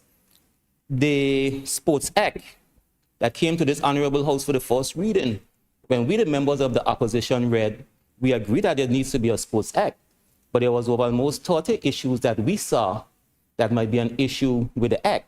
So we sent it back. So if the act, when, not if, when the new act for the legislators' contribution to pensions come to this honorable house, and we will say most likely we do agree with it, but us having an issue with certain parts of the act, that does not mean we disagree with it. Because like I said, anyone not knowing what was going on in this honorable house and tuned in would have assumed, hey, these two sides do not agree with this, when it's an obvious fact that both sides agree with it. Now, Mr. Speaker, we had a case the last day with a supplementary budget when I was making a point. And my point is, we could only base what we do on this side with the information that we receive. We are not fortunate to sit in cabinet. We are not fortunate to sit in exco to know what government is planning. So when we come up with things on our side, or when we have questions, it comes from a place of not knowing. So I applaud, and I'm happy to hear that government is so far advanced with the legislators' contributory pension. And we applaud it. But to sit here and assume that we had a magical stroke to fix everything in the 4.5 years. And I always started from 2022 because 2020 and 2021, those were the COVID years, which nothing happened except trying to keep this country afloat. But again, Mr. Speaker, it's obvious that both sides agree. It's nice when both sides do agree. It happens a lot more often than people realize. And this is one such matter that it's nice to know that both sides of the House agree. And when it comes back to the House for the first reading, second reading, third reading, I'm sure when it comes to the first reading, my honorable colleague will get up and second the motion, seeing that he brought a motion to the House. But I want to congratulate my colleague for bringing this motion to the House. Persons might not know, but members of the opposition, the only thing we have at our disposal is friends and the good services of the clerk here at the House. So we don't have a legal team to produce all the facts of what can make this a good legislation. We don't have the financial team to cost it or anything like that. But when we do see an issue, Mr. Speaker, we highlight it and we bring it like any responsible opposition should do. But I just wanted, and I will close on those remarks. My honorable colleague on the side had a look at my notes before this session started, and he knew that I had something prepared, obviously, and this is not what I had prepared. But I just wanted the general public to know this is only a motion. Like the government side, we are not claiming that it is a legislation that is brought to this House. It's only a motion to put, and maybe we were hoping the conversation would be started, but the conversation might be started. Obviously, the conversation has started, but we wanted the general public to know this is a good motion. We, the members of the opposition, we are willing and ready to contribute to this. Thank you, Mr. Speaker. Thank you, member. Recognize and wide member. Thank you, Mr. Speaker, and good morning again to, well, good afternoon to all members. Mr. Speaker, I also rise in support of this motion and welcome it. And saying much is like repetition, because the Minister for Road North has said, for Valley North, has said sufficient for us to be aware of. And I would like to just go back into 2024 during the campaign. I remember that a gentleman approached me and asked or said that the legislators' Pension Act should be amended and make it contribute. The word just phrased, difficult with the word, make it contributory. And I said at that moment, it will happen. Under our administration, it will happen once we get the opportunity. And I was able to say that to that gentleman because the conversation had already started from the campaign time. We as a team had already sat, discussed, and were aware of the plans that we wanted to achieve if we were elected, which we currently are. So for us, it's no secret. For the public as well, it's no secret. It's not a new discovery. Why? Because the same member for Valley North has said it in radio interviews that we were working on this and that this was coming. So definitely, I welcome that motion from the member from Road South, but the member for Road North said that if listeners listen to this debate or this discussion, it might seem like the bill is contagious and that probably one side of the aisle might not agree. But I don't think the word contagious should be the right one to use. I think there's a difference between indicating that something might be contagious, and there's a huge difference by laying the facts of what has been occurring with with this motion that has been presented. And that's what the member for Valley North did. She has presented facts of what this government has intentions of doing, of what this government is doing, and what the people of Anguilla will be expecting. So I just wanted to lay that difference there. And Mr. Speaker, during the 20th century, and the member for Valley North said something in terms of birds, but during the 20th century, the hummingbirds were used to carry vital military information or updates to the Roman Empire. And I'm saying this because while the member made reference that probably birds might have, dropped something, it's interesting that this motion is coming to the House at this particular time of the year, 2026. And unfortunately, we have to make reference to the opportunity they had to bring it in here prior to 2026, and it was not done. So once again, it's more, if I continue to speak on it, it's more like a repetition because all the facts has been laid, and that is very important that the public understands the fact behind this, and that every member on the government side is in support of this. So thank you, Mr. Speaker. Thank you, member. Are there any more contributions to this motion? If there aren't any more contributions to this motion, before I ask the mover to respond, while the Speaker of this Honorable House has a tremendous amount of privilege and authority, I was going through the rules of procedure, and the Speaker does not have the right to respond to comment on motions without the leave of this Honorable House. So I am asking this Honorable House leave to comment on this motion that is brought before this Honorable House, seeing that I am the most senior legislator, and we are speaking about legislators' pension. If I could make a few comments on this particular motion. Opposition and government, I beg leave You're to be able to respond to this. you're still given leave from the government side. Thank you all very much. Members, as the mover of the motion mentioned, this is the right time, and I believe that we are all in sync with this contributory pension scheme that all the legislators should be part of. I believe that, and as the member for Valley North mentioned, it's a lot of work has already taken place. And I believe that rather than amending the Legislators' Pensions Act, really and truly, it should be comprehensive.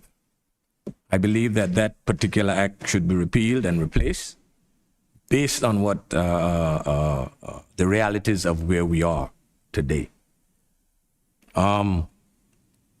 It's archaic, and I believe that any changes made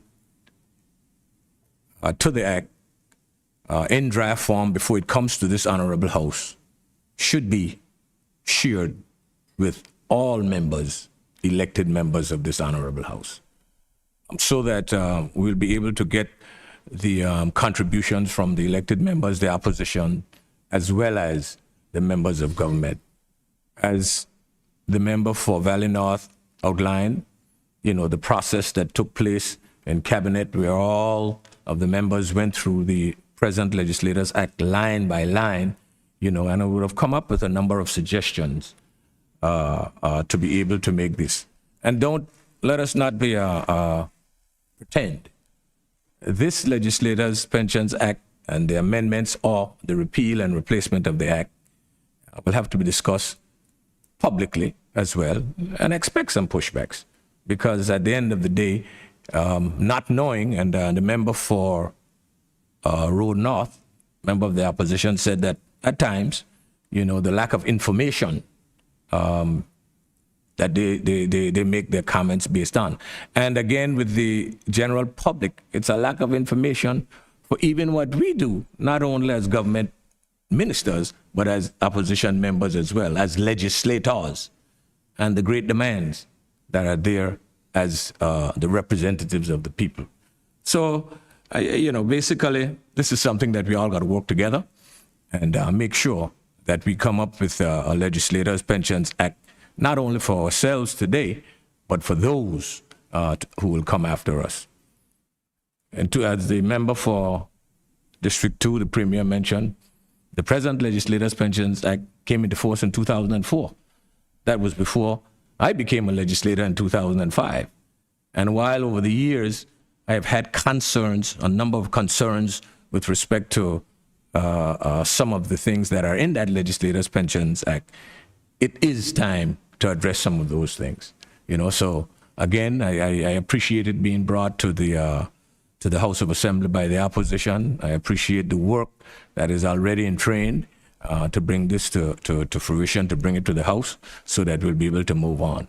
Yes, we are representatives of the people, but at the end of the day, we must be able to represent ourselves before we can represent anyone else. Simple truth. So thank you all very much for allowing me those few words. The mover of the motion to respond. Thank you very much, Mr. Speaker, for those very timely words. It is interesting to note that you said, and I quote, "I believe that legislation should be repealed and replaced." That brought to mind that work may have been done, but everybody is not on the same page because previous speakers spoke to work that has been already done. And if it is that we're looking, if your view, member for Valley, single element member, I'll address you, Mr. Speaker, sometimes as a single element member, given the fact that you asked leave and were speaking not on behalf of the speaker, but on behalf of your position as a single element member, if you would allow me. Yes, and just to clarify, member, the member for Valley North did indicate that all of cabinet members of the government were present, except your humble servant at that particular meeting. So to say that we are not on the same page, I think is a bit out of step. And thank you for that. That is good clarity. Because if you are part of the cabinet and part of the government member, single element member, Mr. Neil Rogers, and don't have all of the information, imagine us here in the opposition. But member, let me be clear again, everything that is being said is recorded in real time here in this honorable house. And it's one of the first houses, I think, in the region that such is done. So let me put it forward again. And let me repeat. The member for Valley North mentioned in her presentation that when they went through the Legislators' Pensions Act line by line, every member of the government was present, went through it line by line. And the only member that was absent at that particular point in time was out representing the government was your humble servant. That has nothing to do with information or dissemination or information between us as elected members. So I'd want to put that on record to make sure that you and other listening public are aware of the fact that what takes place in government, I am aware. And to put it on record, I will be submitting to my colleagues in writing, right, the issues that I have with certain aspects of the Legislators' Pensions Act. So when you talk about repeal and replace, that is one of the submissions because I wasn't at that particular meeting and my views will be made known in writing. So let's clear that up and not twist it up. Thanks. Thank you very much, Mr. Speaker, and to the member, single element member, Mr. Neil Rogers. Your explanation that you gave as relates to this is as clear as mud. But we proceed. Mr. Speaker. Mr. Speaker, my colleague, the Honorable Merrick Richardson, member for Road North, said that if persons were listening today, they would have get the impression that we are not on the same page. Because while it is, on one hand, you said it's not contentious. On the other hand, you spoke of hypocrisy. You spoke about the fact that the Anguilla Progressive Movement was in office for 4.5 years and did not do anything. So it says to me that out of a motion that shouldn't have been contentious, that there's some contention and acrimony brought into the discourse, Mr. Speaker. And Mr. Speaker, if we may speak to the historical context of it. Yes, the Anguilla Progressive Movement was in office for 4.5 years. Yes, we've had discussions on legislature's pension, pushed by the former member for Valley South, the Honorable Deanne Kentish Rogers, but also it is a position that we also held, Mr. Speaker. And Mr. Speaker, as it relates to this, my position is no secret. Similarly, my position on legislature's salaries are no secret. I did not cower behind closed doors and speak to certain things and then coming out in the public and say something different. My position have been consistent for over 30 years as it relates to legislators' salaries, Mr. Speaker. And we're not talking about legislators' salaries, but it's important to note that the narrative surrounding legislators' salaries is that the Anguilla Progressive Movement, when they were in office, increased their salaries by 15%. And we know that was not possible. The Anguilla Progressive Movement legislators and the House of Assembly did not increase their salaries by 15%. And to continue to fool the people as it relates to that is very disingenuous, Mr. Speaker.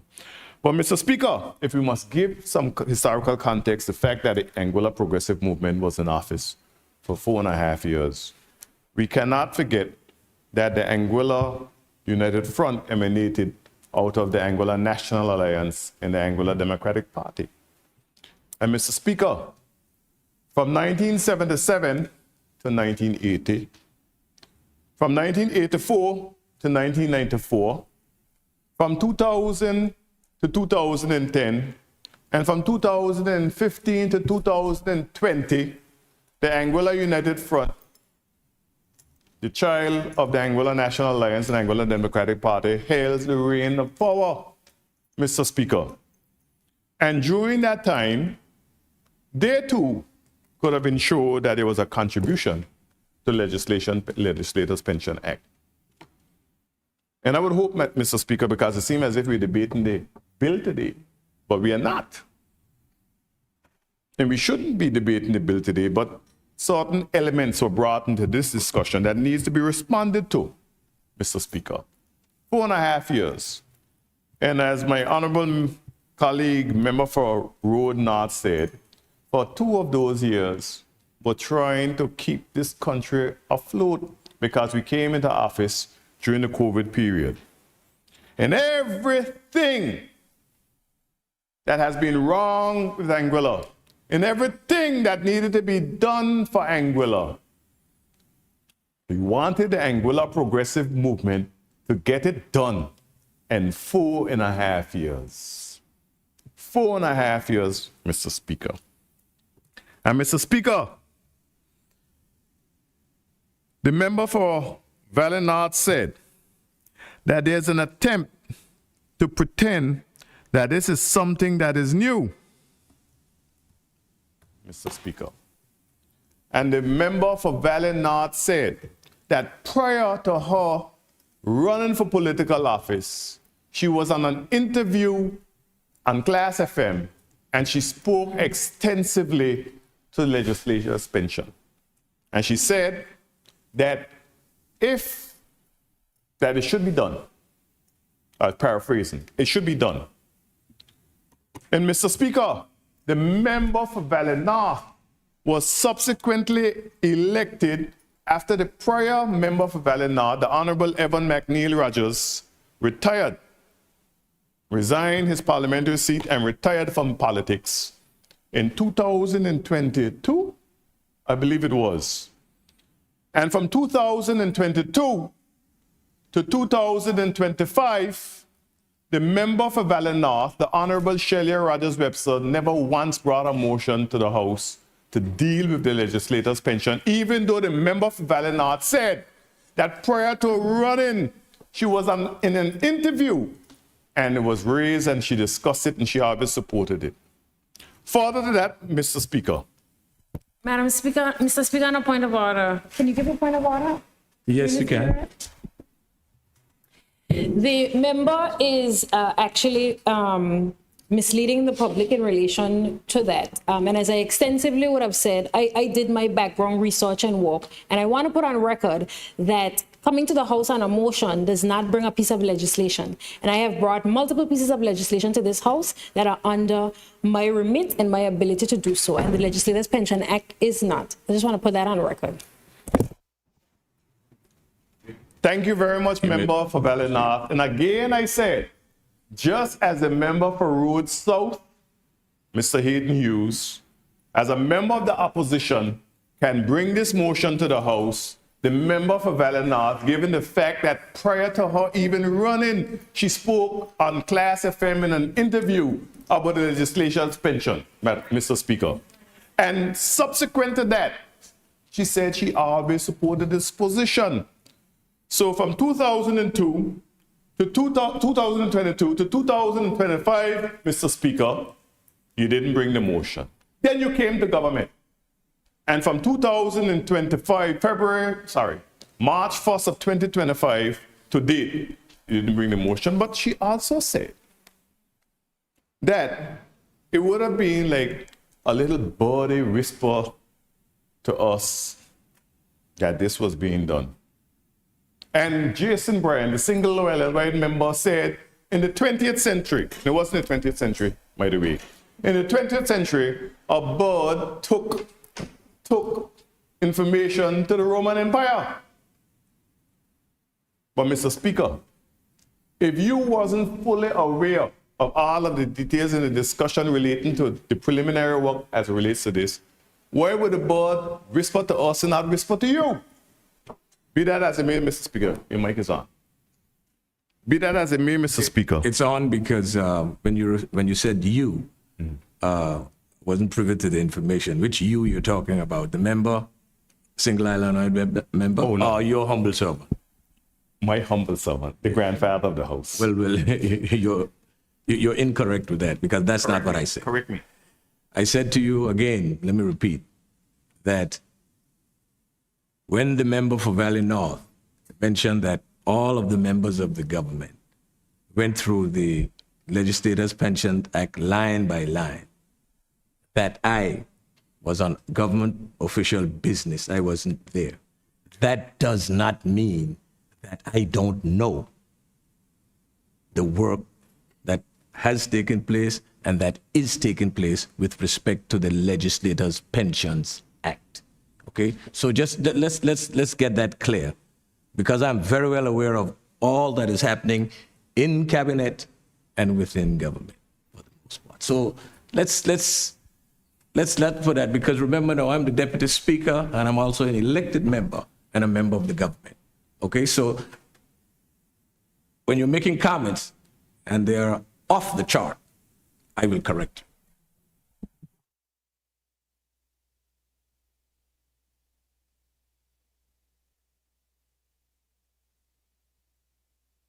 Mr. Speaker and single Island member, Mr. Neil Rogers, if there's a really dirty rag and you put it in a bucket of clean water and you wash it, you throw the water out, it's really dirty. And every time you wash that rag in some clean water, it becomes clearer. And when you initially started, I said before, you were clear as mud, but every time you wash it, you come a little clearer. So it seems as if every time you respond to me, it seemed as if you found that you knew more than you actually said you knew at the very beginning. Because, Mr. Speaker, you said that you'll be putting in writing your view after the fact that you said that you believe, while it is that the rest of the cabinet spoke about amending the Legislators Pension Act, you believe that it should be repealed and replaced, which is different to an amendment, Mr. Speaker. And member, I am very well aware of the difference between amendment and repeal. And I probably will have to ask the clerk to print what I said in real time and what you responded to in real time, because we have it now. Okay, we can do that. So let's be straight with that. And you're not lecturing to me about what is needed to repeal or to amend. I sit in this honorable house long before you, and I am very well aware of those sort of things. So, and I am not the designated speaker, but I am also one who is not going to allow you or any member of this honorable house to be able to mislead the public out there, and particularly misleading in what I have said from this page. So let's get that clear and get this out of the way, and let's move on, because it's not going to be the regular hero. Thank you very much, Mr. Speaker. Mr. Speaker, I am very happy that we can see this in real time, because it was the Honorable Evan McNeil Rogers, who said some 12 years ago, that we should have a system in here where you can have things done in real time. And when you go and check the record in real time, you realize the subtle differences in what you have said in your responses to me. But as you said, member, I'm not sure which one you are right now, whether you're a member or debating me, but member, speaker, as you said, let's move on. Mr. Speaker,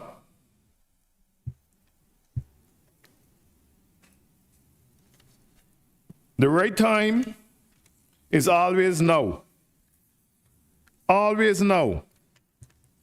And there was a number of notes that I took, which I really did need to take because I can always go back and read a transcript of the member for Valley North, but that time will come. I'm not sure if we're going to debate when the bill finally comes to the House, Mr. Speaker.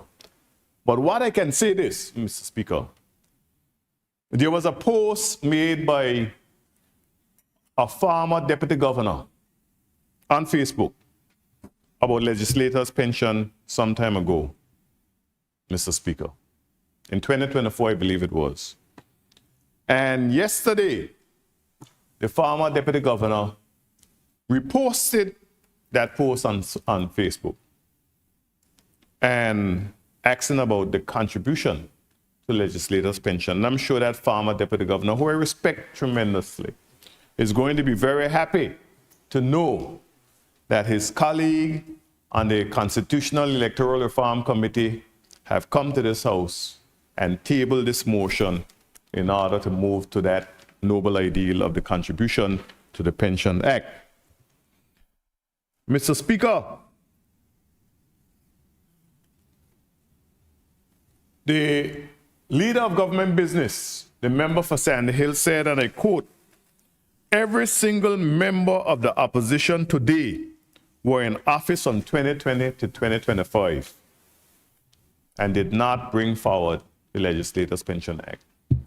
Our motion, our legislation to this, to ensure that this occurs." And Mr. Speaker, the member also spoke of my tenure in office, Mr. Speaker. And I found it quite confusing and amusing at the same time. Because the member for Sandy Hill, Mr. Speaker, have served in government on multiple occasions. One as the deputy leader of the country and deputy premier, and one as the premier of this country, and one as the minister responsible for home affairs and constitutional affairs for a period exceeding 5 years, from April of 2015, to almost July of 2020. And at no point in time during her tenure was a legislator's pension or anything relating to it tabled in this honorable parliament. So how it is, Mr. Speaker, then you could speak about the fact that members of the opposition serve 4.5 years when you serve even more in government as a minister. So this is why when certain things come to the House, it don't need to be throwing a stone. You don't need to throw a stone, because if you throw a stone, sometimes a stone may be thrown back. And we're not saying that this should be tick for tack, because the member, single LOA member, Mr. Kyle Hart, said that we bring this motion to the House to grandstand. Listen, Mr. Speaker, the fact remains that the government have the power. The government have the authority.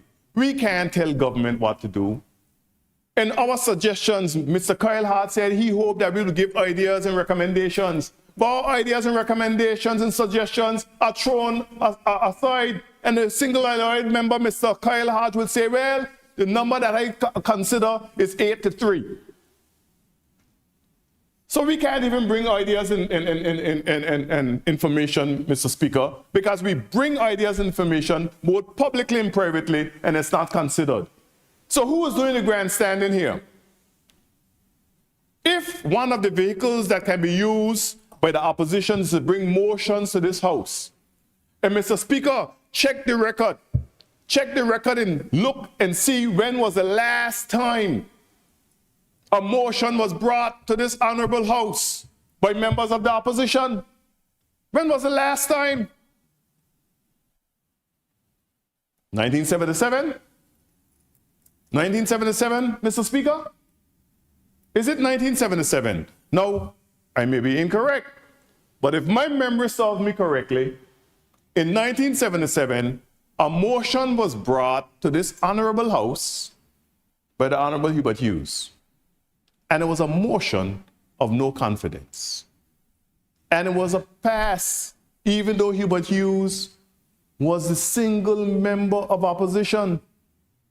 But then, my memory started to click in now, Mr. Speaker. A motion was also brought by the Honorable Pam Webster when you served as a Minister of Government in the Anguilla United Front administration. And she brought a motion to the House and did not even get is elected by the people to serve the people. And this is not a no President Attorney General. This is something that I've been saying consistently for a long time. Now, I don't believe that the Deputy Governor should be in the House. But I digress. And I know I'm irritating the member, single LLA member, Mr. Kyle Hodge. But afterwards, we'll go, he's my boy, I am in his district, we're neighbors. We walk dogs together, Mr. Speaker.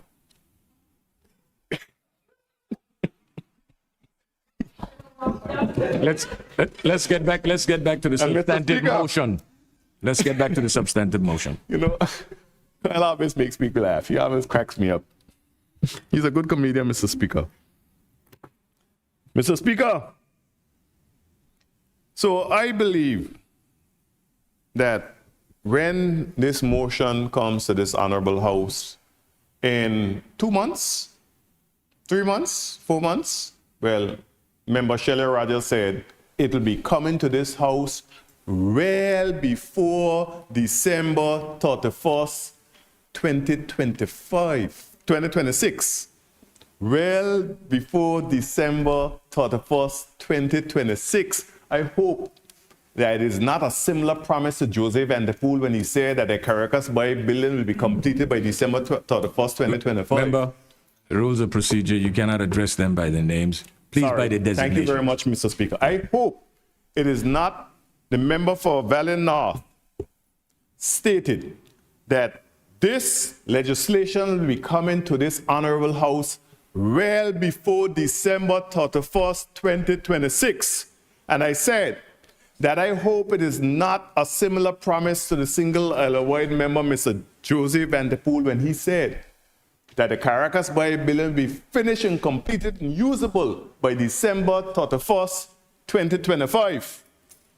And I hope that it is not a similar promise as it relates to the salary increases for the public servants that Ms. Shelley Rogers Webster guaranteed on Facebook some time ago that will be done and paid by the end of June 2026. So I am putting... Madam, Mr. Speaker, on a point of order, the member is well aware that we intended to pay the salaries at the end of June, and a decision was made to pause the salaries because there was significant concerns being expressed by members of the Anguilla Public Service, and the responsible thing would have been to stop, pause, and reassess to move forward, Mr. Speaker, not push through as they did with the GST legislation. Thank you very much for that clarification, member. Continue. And thank you very much for that clarification, member. I too join the Speaker in thanking you, Mr. Speaker. But Mr. Speaker, the fact remains that the promise was made. The intention was there, but it did not happen. That is a fact. That's a fundamental fact. And I'm glad that the member for Valley North got up and raised that important fact. So it didn't happen.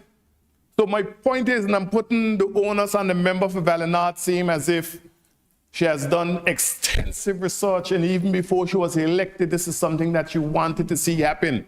That before December 31st, 2026, it is brought before this honorable house, before the clock turns 12, and the rooster crows, and the pig grew teeth, and fly away, Mr. Speaker, that this is tabled before this honorable house, because a lot of things to be said. And as it relates to pushing through, Mr. Speaker, I believe that if salaries shouldn't have been paused, I believe they should have been paid, and those persons who were disgruntled dealt with and paid retroactive. And I know the member for Valenard is asking the question with the relevance, but you just raised it, you just said it. And once you said it, it warrants a response. So, Mr. Speaker, as I close, Buzz, this is an honorable house. Please be respected of your positions here. You may continue, member. thank you very much, Mr. Speaker. Another reason why I like you so much, Mr. Speaker. As I close, Just be careful with those comments, okay? Very careful. But go ahead. love your fellow man. As I close, Mr. Speaker, as I close, I want the public to know that on Tuesday, the 14th of July, 2026, this motion was laid before this House.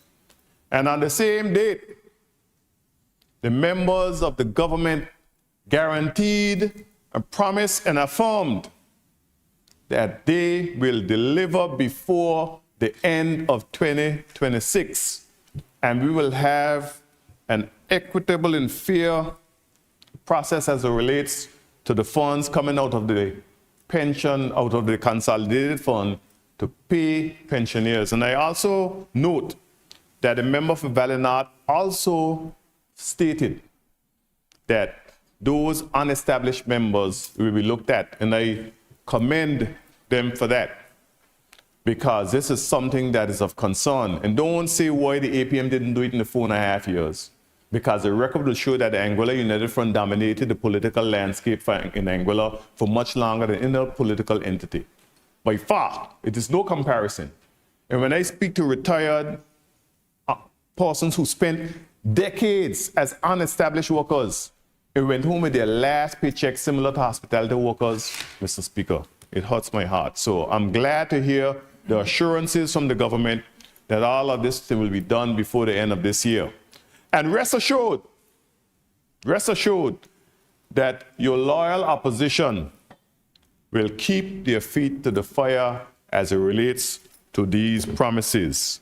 And when it comes to the House, you will have a unanimous vote on it.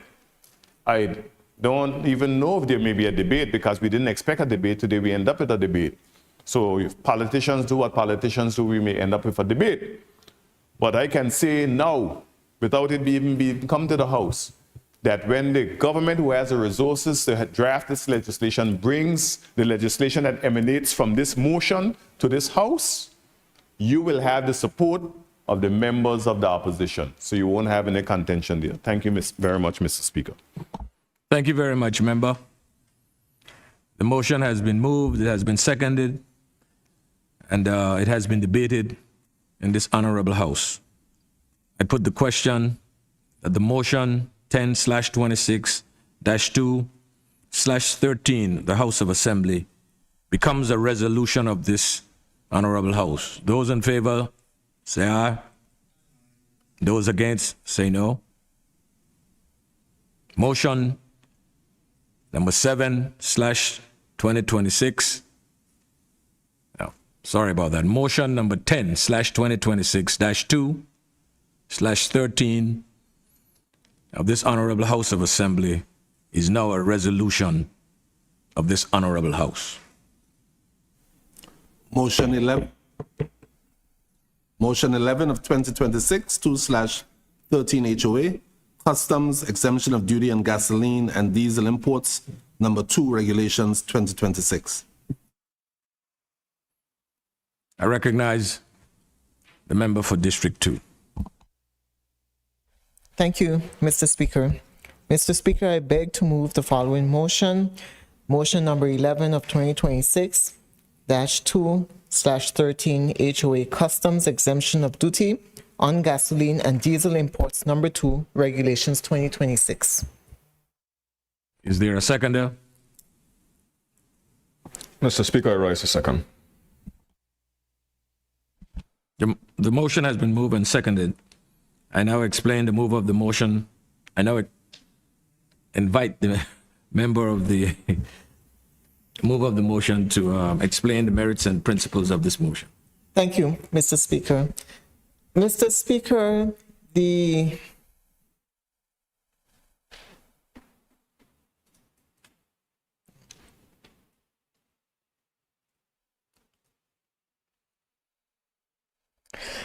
The government implemented a number of fuel-related relief measures for 2026 to help ease the cost of living pressures. These measures included maintaining a zero rate of goods tax, the GT, on eligible fuel imports and reducing the excise tax on gasoline to 0%. These concessions have been continued to help moderate domestic price pressures and provide relief to households and businesses facing rising energy costs. Despite these interventions, Mr. Speaker, global economic and geopolitical conditions deteriorated during the first quarter of 2026, prompting the government to consider additional relief measures. As a result, government approved a temporary 3-month suspension of the import duty on fuel and customs service fee on gasoline and diesel imports. At the time, it was agreed that any extension of the measure would be informed by updated evidence, including an assessment of domestic fuel prices relative to the December 2025 benchmark. Since then, ongoing geopolitical tensions involving Iran have continued to create significant uncertainty in global energy markets, heightened fears of supply disruptions, increased geopolitical risk premiums, and contributed to significant fluctuations in crude oil prices. And while recent price, Mr. Speaker, thank you. While recent price declines have eased some immediate concerns, oil prices remain highly sensitive to geopolitical developments and continue to experience significant swings as market sentiment shifts. This level of volatility presents particular challenges for small, highly import-dependent economies such as Angola.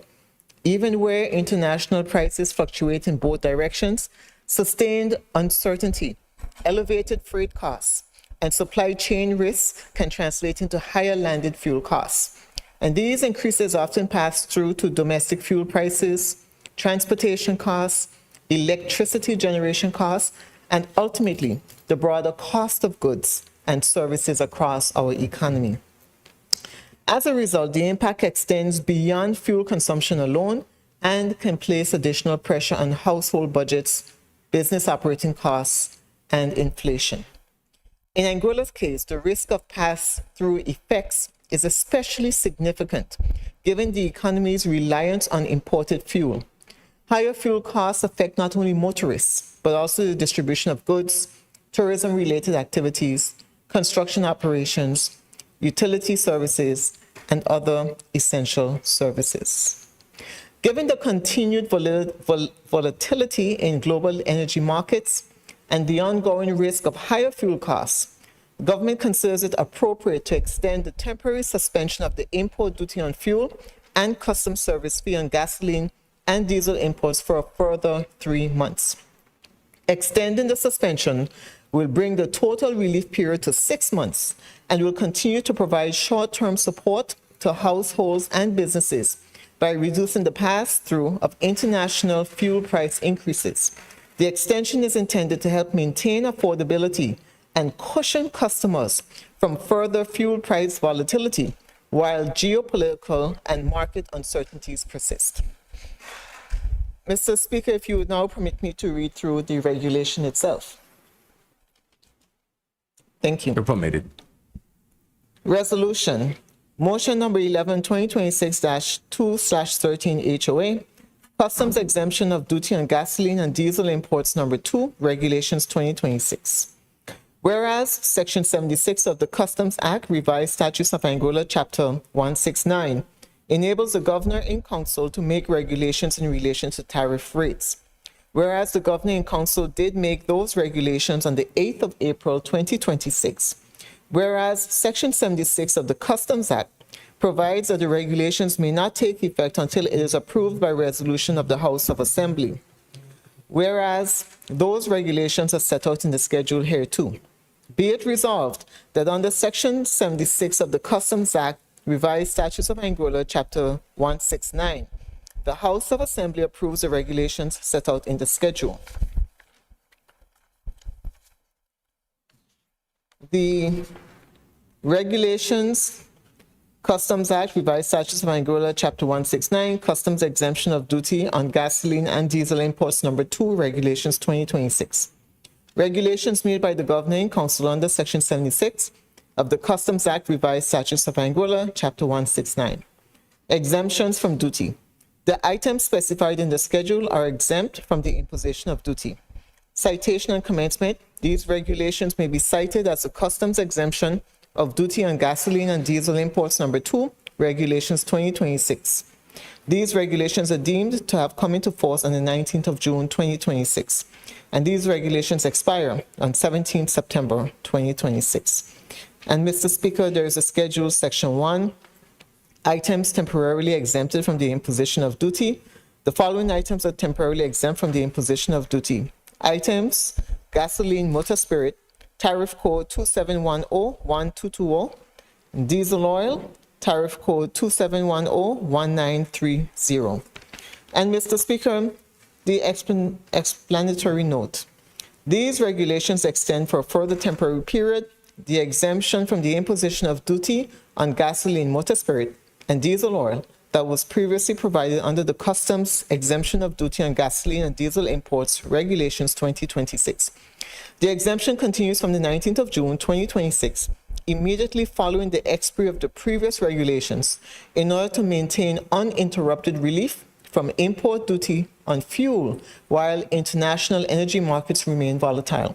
The exemption is temporary and expires on the 17th of September 2026, unless further extended or earlier revoked. Under Section 76(2) of the Customs Act, regulations made under Section 76(1)(a) or (b) are not valid unless they implement a budget item approved by an act of the legislature or are approved by resolution of the House of Assembly. Thank you, Mr. Speaker. Thank you, member. The motion has been moved and seconded, and the explanation of the merits and principles have been done. Are there any contributions to this motion?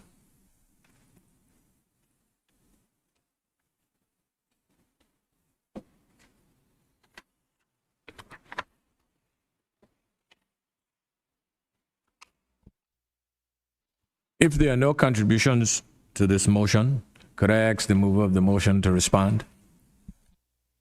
Thank you, Mr. Speaker. Mr. Speaker, I thank the members of this honorable House for their full support. Thank you very much, member.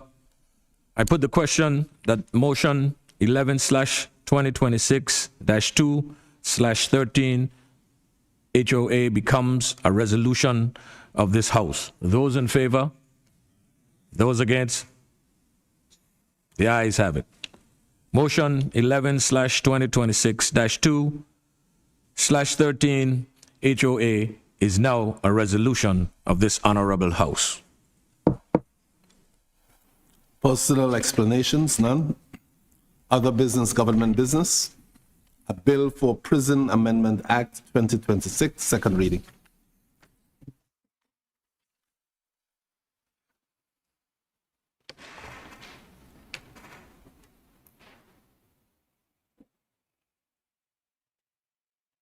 Mr. Speaker, I bid my colleagues all good morning, good afternoon now, and the viewing members of the public. Mr. Speaker, I move that the bill shortly entitled the Prison Amendment Act 2026 be read for a second time. Mr. Speaker, I rise to second. The bill has been moved and seconded. I now invite debate on the merits and principles of this bill.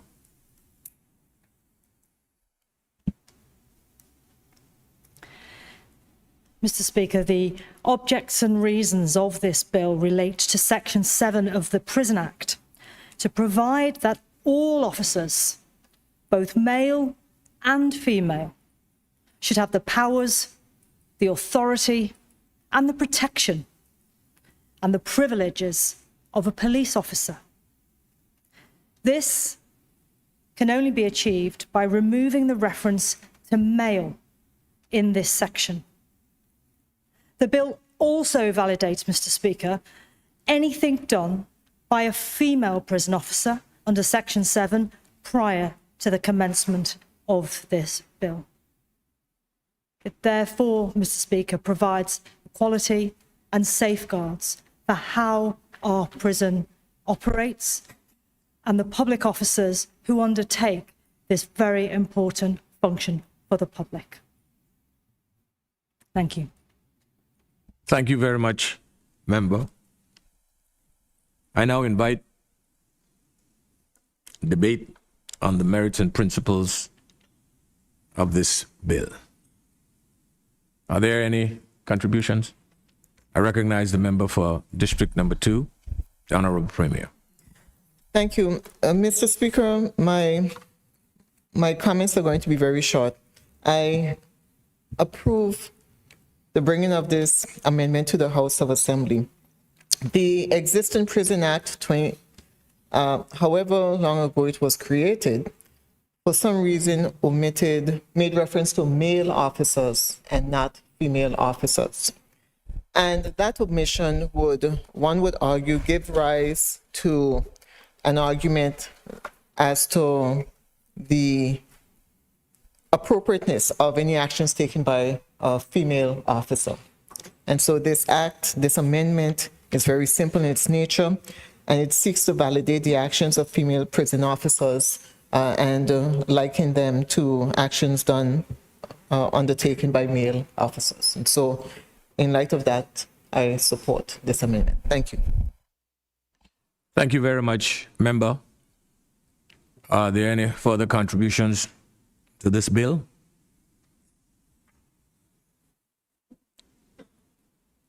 If there are no other contributions, may I ask the mover of the bill to respond?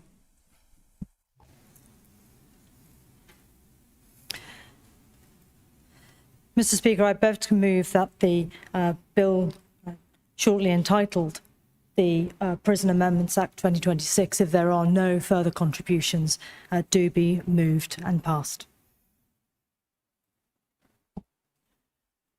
I put the question that a bill for the Pensions Act Amendment, for the Prisons Amendment Act 2026 be read a second time. Those in favor? Those against? The ayes have it. I call upon the clerk to read the bill a second time. A bill for Prison Amendment Act 2026.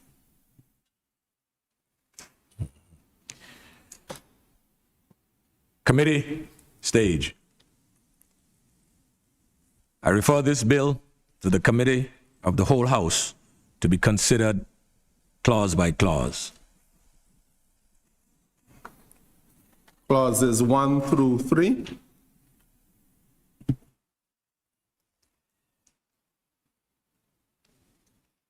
Clauses 1 through 3. Are there any amendments to clauses 1 to 3? If there are none, I put the question, should we accept clauses 1 to 3 as is? Those in favor? Those against?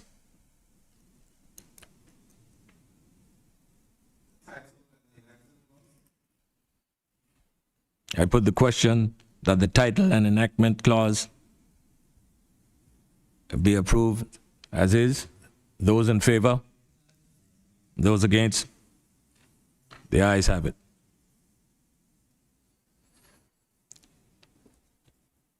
This House now resumes its sitting. I ask the mover to report. Mr. Speaker, I beg to report that the bill shortly entitled the Prison Amendments Act 2026 passed through the committee stage without any amendments and is now, Mr. Speaker, ready for its third reading. A bill for Prison Amendment Act 2026, third reading.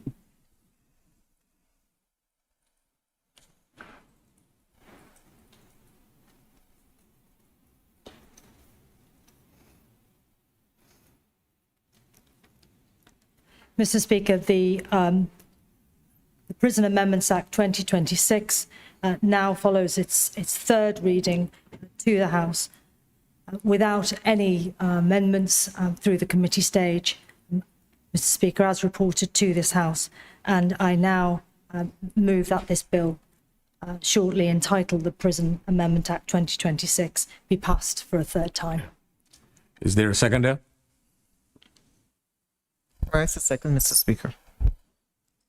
It has been moved and seconded that a bill shortly entitled a bill for Prison Amendment Act 2026 be read a third time and pass. Those in favor? Those against? The ayes have it. I call upon the clerk to read the bill a third time. A bill for Prison Amendment Act 2026, third. Bill for Prison Amendment Act 2026. The bill has been read a third time and passed. A bill for Customs Temporary Modification of Valuation of Import Duty Amendment Act 2026, first reading. Recognize the member for District Number 2. Thank you. Mr. Speaker, I rise in relation to a bill for Customs Temporary Modification of Valuation of Import Duty Amendment Act 2026. Mr. Speaker, I hereby move a motion for the suspension of Rule 44 and for the benefit. I'm sorry? Sorry. Mr. Speaker, I ask for your permission to be able to move a motion under Section 44 entitled the Suspension of Rules of Procedure for further reading of the bill. That permission is granted, member. Thank you. Mr. Speaker, the motion for the suspension of Rule 44, I'd like to read Section 44 for the benefit of the general public. Every bill shall be read 3 times prior to being passed, and no bill shall pass through more than 2 readings at any one sitting, unless this rule shall have been formally suspended for the purpose. And you will note on the agenda, Mr. Speaker, that the said bill is listed for first, second, committee stage, and third reading. And the reasons are set out in my explanation, which is to be forthcoming. And so in those circumstances, I'm asking that Rule 44 be suspended. Thank you. Those in favor? Seconder, sorry. I rise to second, Mr. Speaker. It has been moved and seconded that Rule 44 be suspended so as to permit all 3 readings of this important bill to take place at this sitting.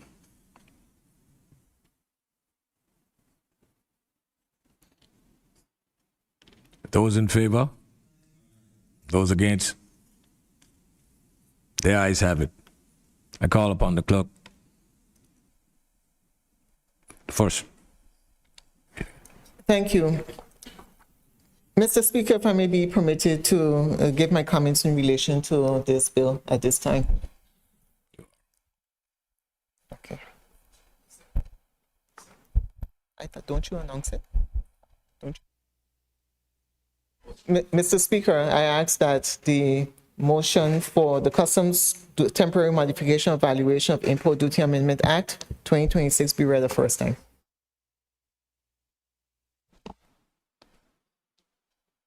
Rise to second, Mr. Speaker. It has been moved and seconded.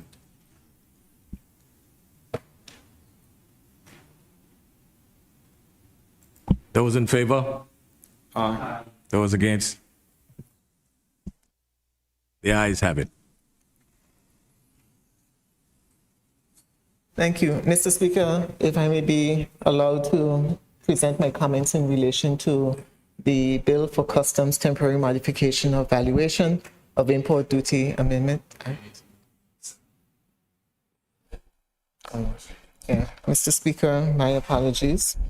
I hereby move that the Bill for Customs Temporary Modification of Valuation of Import Duty Amendment Act 2026 be read a second time. Is there a seconder? I second, Mr. Speaker. It has been moved and seconded. Those in favor? Those against?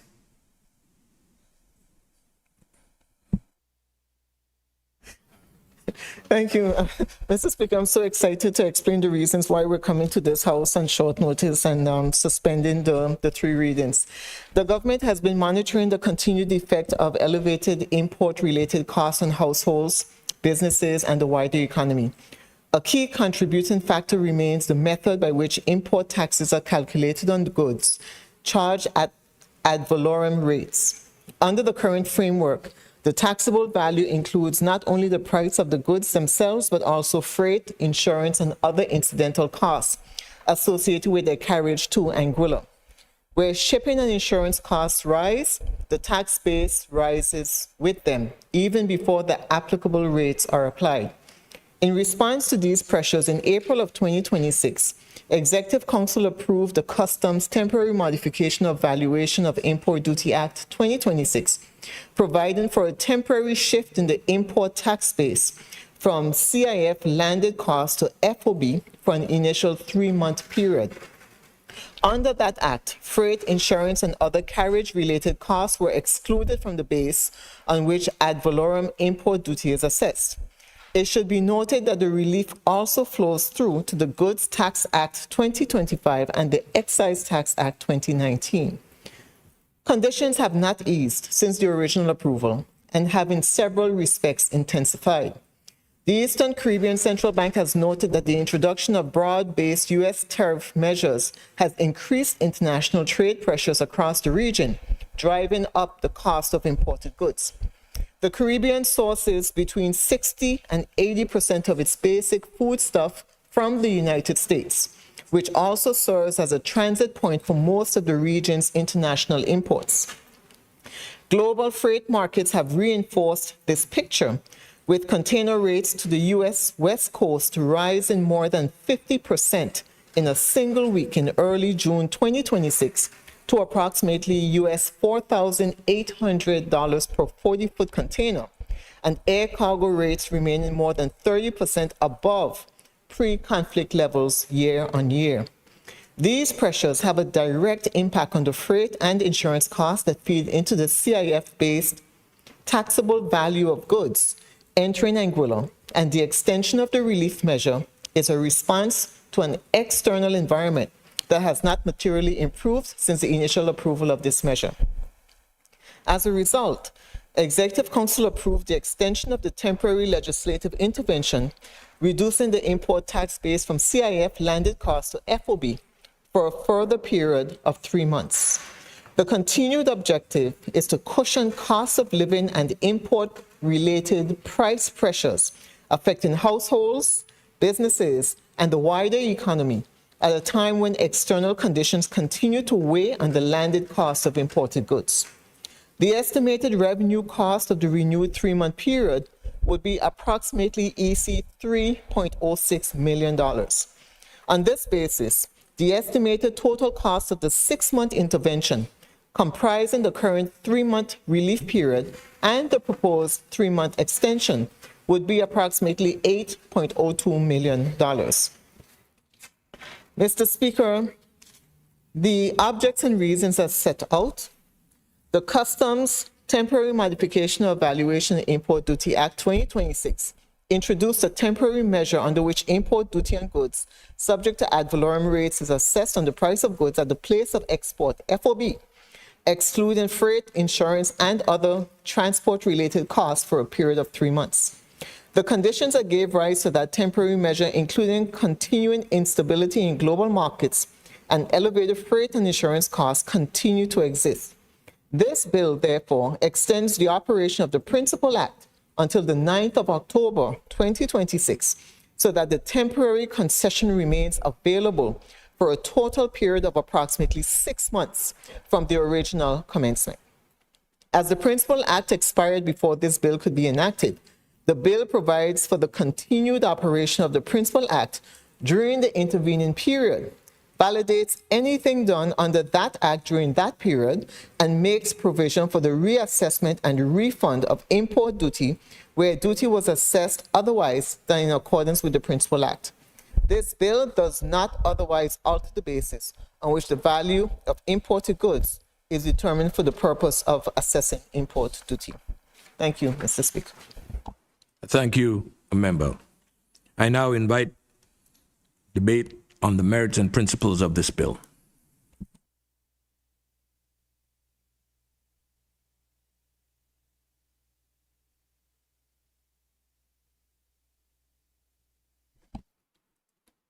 Any contribution from members of the House? If there are no contributions on this bill, can I ask the mover to reply? Thank you, Mr. Speaker. And Mr. Speaker, I'd like to thank the honorable members of this House for their full support. Thank you. Thank you, member. I put the question that this bill be read a second time. Those in favor? Those against? The ayes have it. I call upon the clerk to read the bill a second time. An act to amend the Customs Temporary Modification Evaluation of Import Duty Act 2026 to extend its period of operation, provide for the continuity of that act notwithstanding its expiry, to validate anything done during the intervening period, provide for their reassessment and refund of import duty where necessary, and for related matters. I now refer this bill to the Committee of the Whole House to be considered clause by clause. Clauses 1 through 5. Clauses 1 through 5 be accepted as presented. Those in favor? Those against? The title and the enacting clause. The title and the enacting clause be accepted as presented. Those in favor? Those against?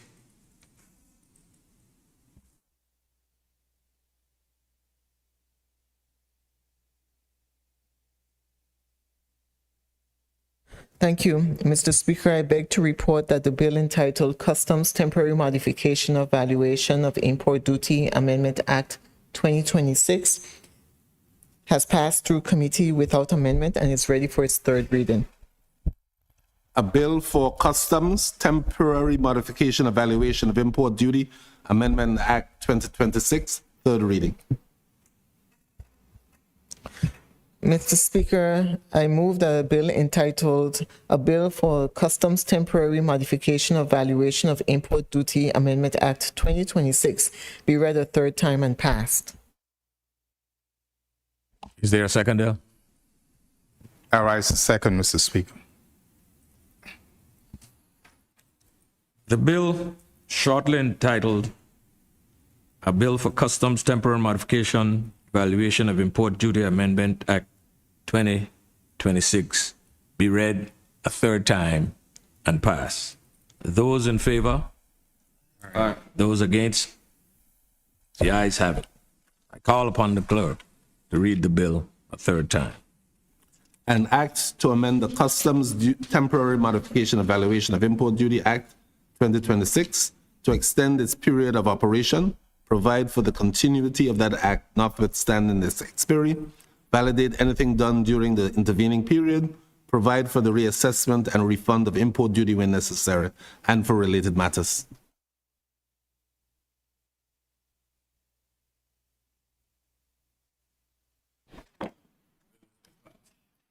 A bill for Payment System and Services Act 2026, first reading.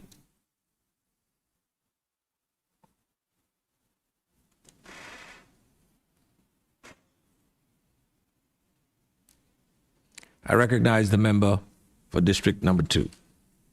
Thank you, Mr. Speaker. Mr. Speaker, I beg to move that the bill shortly entitled A Bill for Payment System and Services Act 2026 be read the first time.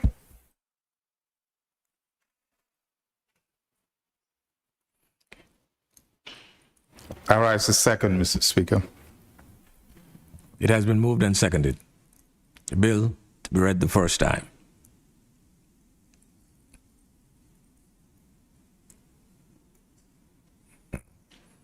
Those in favor?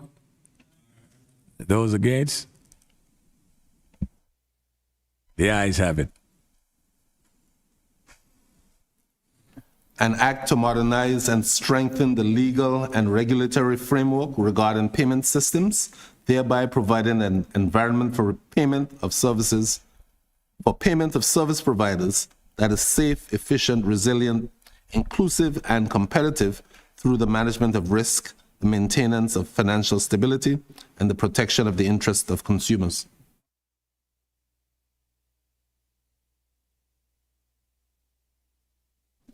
Private members' bills, none. Private bills, none. Other orders of the day?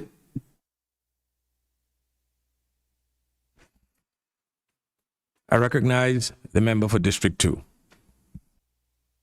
Thank you. Mr. Speaker, last week I would have attended the Monetary Council meeting held by the Eastern Caribbean Central Bank. And I was very proud to have had the opportunity to unveil the face of the Honorable James Ronald Webster on the EC $10 bill. And I would encourage persons to visit the Eastern Caribbean Central Bank website and take a look at the proceedings, because not only Anguilla, but throughout the ECCU, the Eastern Caribbean Currency Union, all of the faces of the leaders and important persons would have been placed one from each country on the various EC dollar notes. There were also some significant changes that were made to the front and the back of the notes themselves. I'm happy to report that the waspite will still present itself on the face of the $10 bill, along with the Honorable James Ronald Webster's representation. And so I want to take this opportunity to thank the family for giving us the consent and allowing the likeness of the Honorable James Ronald Webster to be placed on the face of that bill. And it is very significant, Mr. Speaker, because we are celebrating the 100th anniversary of the birthday of James Ronald Webster. And so it is timely that this has come forward. I also want to thank the ECCB for making this possible, for the members of the Monetary Council to have made a decision to go in this direction and replace the face that was present before with the faces that we have now. I also, while I'm on my feet, want to extend my deepest and heartfelt condolences to a number of persons, family, friends, and loved ones, to the family, friends, and loved ones of Robin Ricketts, Mr. Franklin Richardson, and Mr. Romney, who is commonly known as, was commonly known as Dunnett from Blowing Point. And while I was away, I am aware that the acting premier, the Honorable Shirley Rogers Webster, and the governor would have issued a statement extending their condolences and informing the public as to the sad state of affairs that exists in relation to that. And so I want to thank them as well for that statement that was made. Thank you, Mr. Speaker. Recognize the member for West End. Yeah, thank you, Mr. Speaker. Mr. Speaker, I too want to offer condolences to the families of Robin Ricketts, who I knew very well. Franklin Richardson, who was a cousin of mine. Dunnett, I don't know his full name, but again, there's always somebody that you know, and that's what makes us special as an island. But also, Mr. Speaker, I want to thank you for being there for me in England as I laid my mom to rest. And I want to thank the government of Anguilla for the condolences that they sent, and the message from you, Madam Premier, was accepted with love from my family, our family in England. Mr. Speaker, you know, I think in this House, at times, we say things that we ought to try to be funny, or maybe it's a jab, but a statement was made when we were talking about the London office. And I said that I would support it. And the statement was made that I, as a minister, visit England more than anyone else. The fact is, that is true, because for a number of years, I would come to Anguilla, coach, and then go back to England every year for 10 years. And plus, I live there, and England's been great to me, and my mom. She's lived there for 64 years, Madam Speaker. But what concerns me, Madam Speaker, Mr. Speaker, is that the last time I saw my mom was 4 years ago, and it hurts me to think that was the last time I saw my mother alive.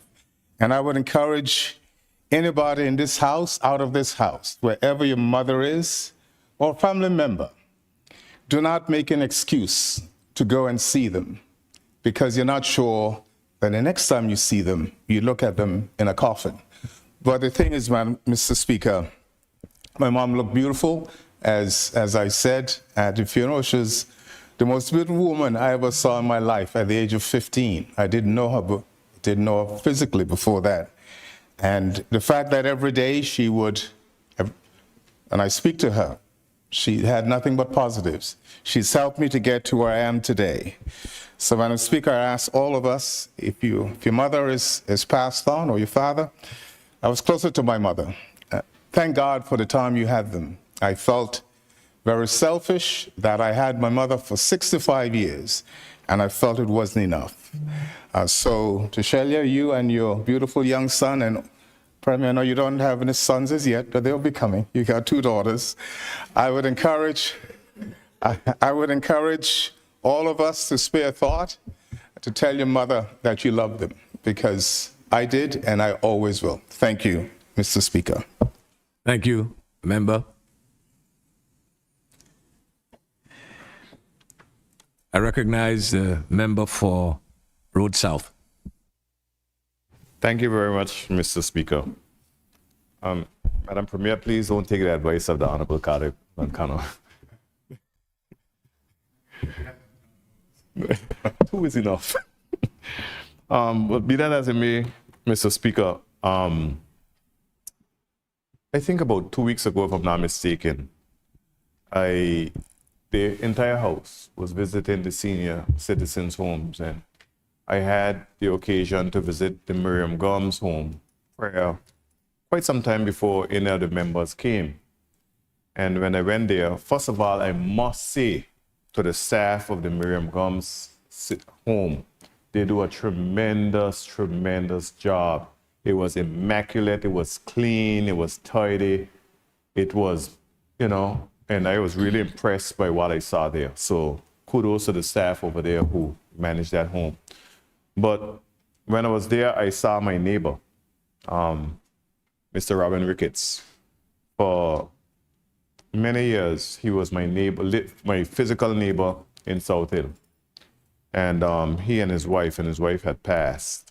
And I know he was in another home and he was transferred there. But he was more than a neighbor. He was my boss, so to speak. And sometime after I was there, the Honorable Cardigan Kana came. And he too worked with Mr. Ricketts. We both did. And we both enjoyed working with him. And I know sometimes, Mr. Speaker, please allow me some time, but sometimes, when persons die, we say good things about them. They may not be good, but we say good things about them because you never say bad things about someone who dies, right? But I can tell you, the good things that we can say about Robin Ricketts, we are not making it up. We're not making it up. And when Cardigan Kana came, I said to him, come here. I was sitting next to Robin. We call him Robin. He never allowed us to call him Mr. Ricketts or anything like that. Call him Robin. I said, come here. So he came over. So he said, Cardi, you know who this is? He looked at him. He said, no. I said, look close. He looked at him. He couldn't say. He said, I can't say. And remember, just 2 years ago, if you had seen Robin, you would have been able to recognize him. I said, Cardi, and I hope he'll allow me to call him Cardi because this is what I said. Cardi, this is Robin. I have never seen tears sprang into somebody's eyes so quickly. And I too was moved because Cardi, I don't know what emotion hit him, but tears sprang and I sprang. And his face, and we asked someone to take some pictures of us together. And if you look at Carter's expression, you can see the pain that he saw. We didn't expect him to die. And we were talking, I was talking to him for some time, and then we started making some jokes, as they would say, locker room jokes with Mr. Ricketts. And he smiled.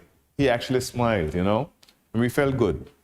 But when we left here, after spending some good time with Robin in particular, we never expected the news that he would be passing. Immediately after hearing he passed, I reached out to Cardi, and I think he was on his way to England to his mom's funeral. I said, Cardi, Robin passed, you know. And it says, and I want to say this too, that, you know, we may be on different sides of the political divide, and each one of us have supporters who do not speak to us. But behind closed doors, we are human, we are Anguillians first.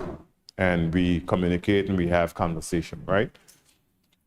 But it also dawned on me how we treat people and how we dispense of people, how we take people and we just throw them away after we have no more use for them. And this is not an indictment on no government or any politician. This is an indictment on human beings, Mr. Speaker. Because yes, it is in 1959, we had our first hotel in Lloyd's Guest House, and subsequently Rendezvous Bay Hotel immediately thereafter.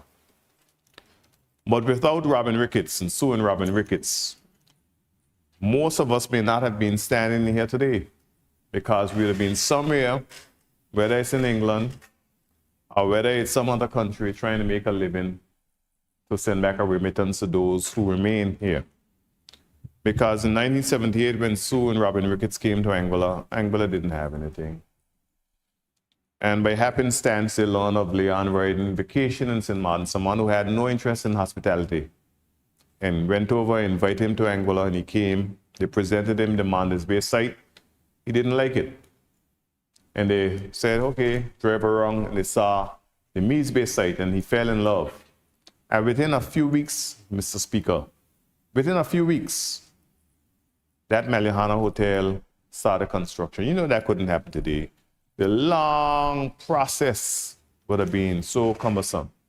And Sue and Robin Ricketts named that hotel the Malihana, because before the white man came, before the European brought our forebears out of Africa and dropped them on this land, there were people here that we call Tainos, that we call Araks, that made their most important religious ceremonial site in your village, Mr. Speaker, the village of Shoal Bay, where they had the most important religious ceremonial site in the entire Caribbean. Only other place have something of closest importance was in Cuba. And there they had all of their information stored. And they named that hotel the Malihana after the original name of Anguilla before the Spaniards named it Anguille, and the French and fight for it, and the British and so forth, and eventually became Anguilla. And then there, after that, they were so in love with the Mondays Bay site. And we can talk about a lot of history to that.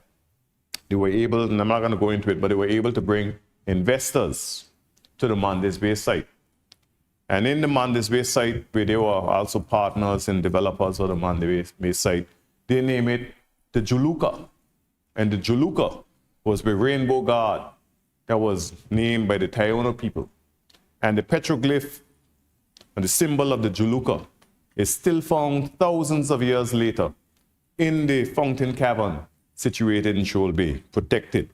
And for many years, both administrations of the Anguilla United Front and the Anguilla Progressive Anguilla United Movement have been trying their hardest to make that a World Heritage Site, to no avail. It should be. And Mr. Speaker, cap was because it was on the cap of the area. And so it was named Cap Juluka, with the Juluka god being the symbol of the Cap Juluka logo. Two significant, important, and consequential movements that happened in Anguilla that transformed this country.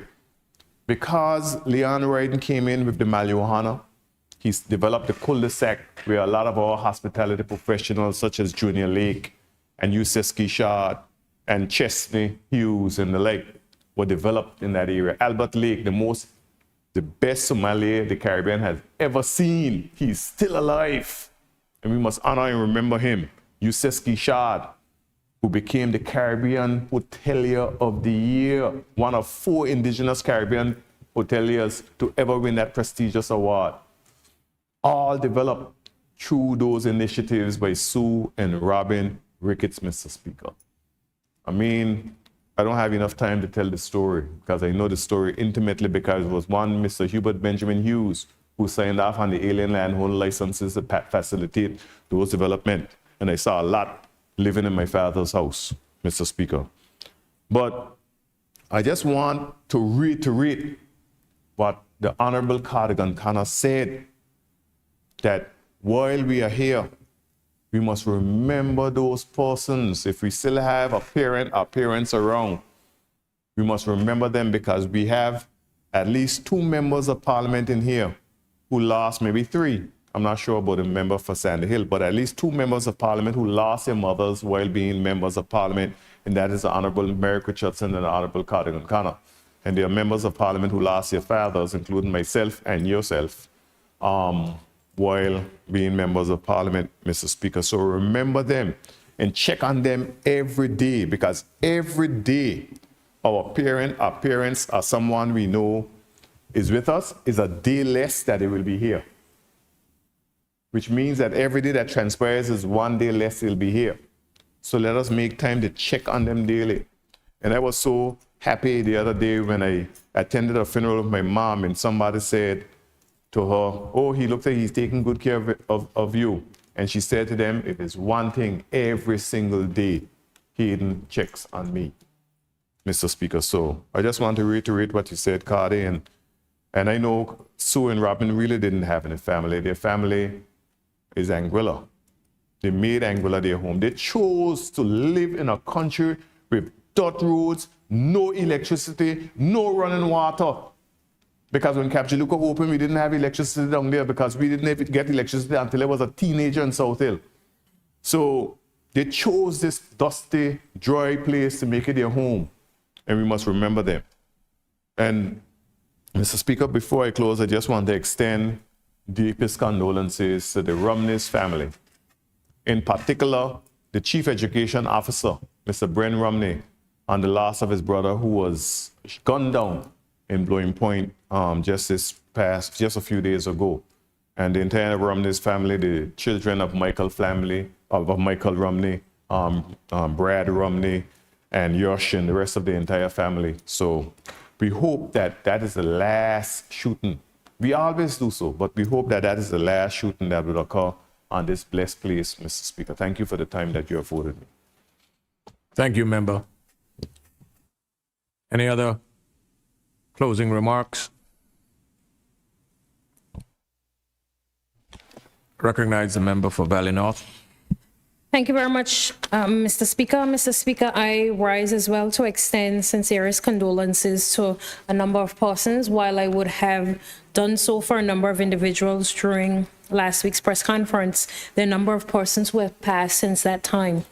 I wish to extend sincerest condolences to the family of Mr. Brandon Rumney, the family of Roland Sawyer Richardson, the family of Evelyn Thomas. Of course, many of us would be very aware of Evelyn. She was a staple in the Valley community for a number of years. She was at all of our sports days, football tournaments over the years, selling whether specials, treats, and lots of different things.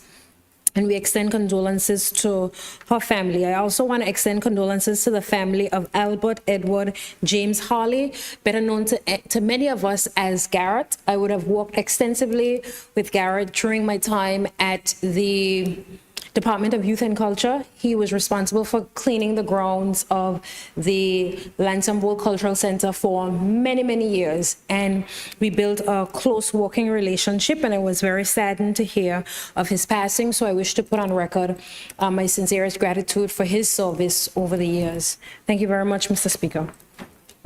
Thank you very much, member. If there are no other comments to be made, I'll invite a member to move the adjournment of this House. Thank you, Mr. Speaker. I beg to move that this honorable House be adjourned until July 28, 2026. There a seconder? Yes, I rise to second, Mr. Speaker. Thank you, member. I put the question to this honorable House, that this honorable House stands adjourned until July the 28th at 10 a.m. Those in favor, say aye. Those against? This honorable House now stands adjourned until Tuesday, until July the 28th at 10 a.m.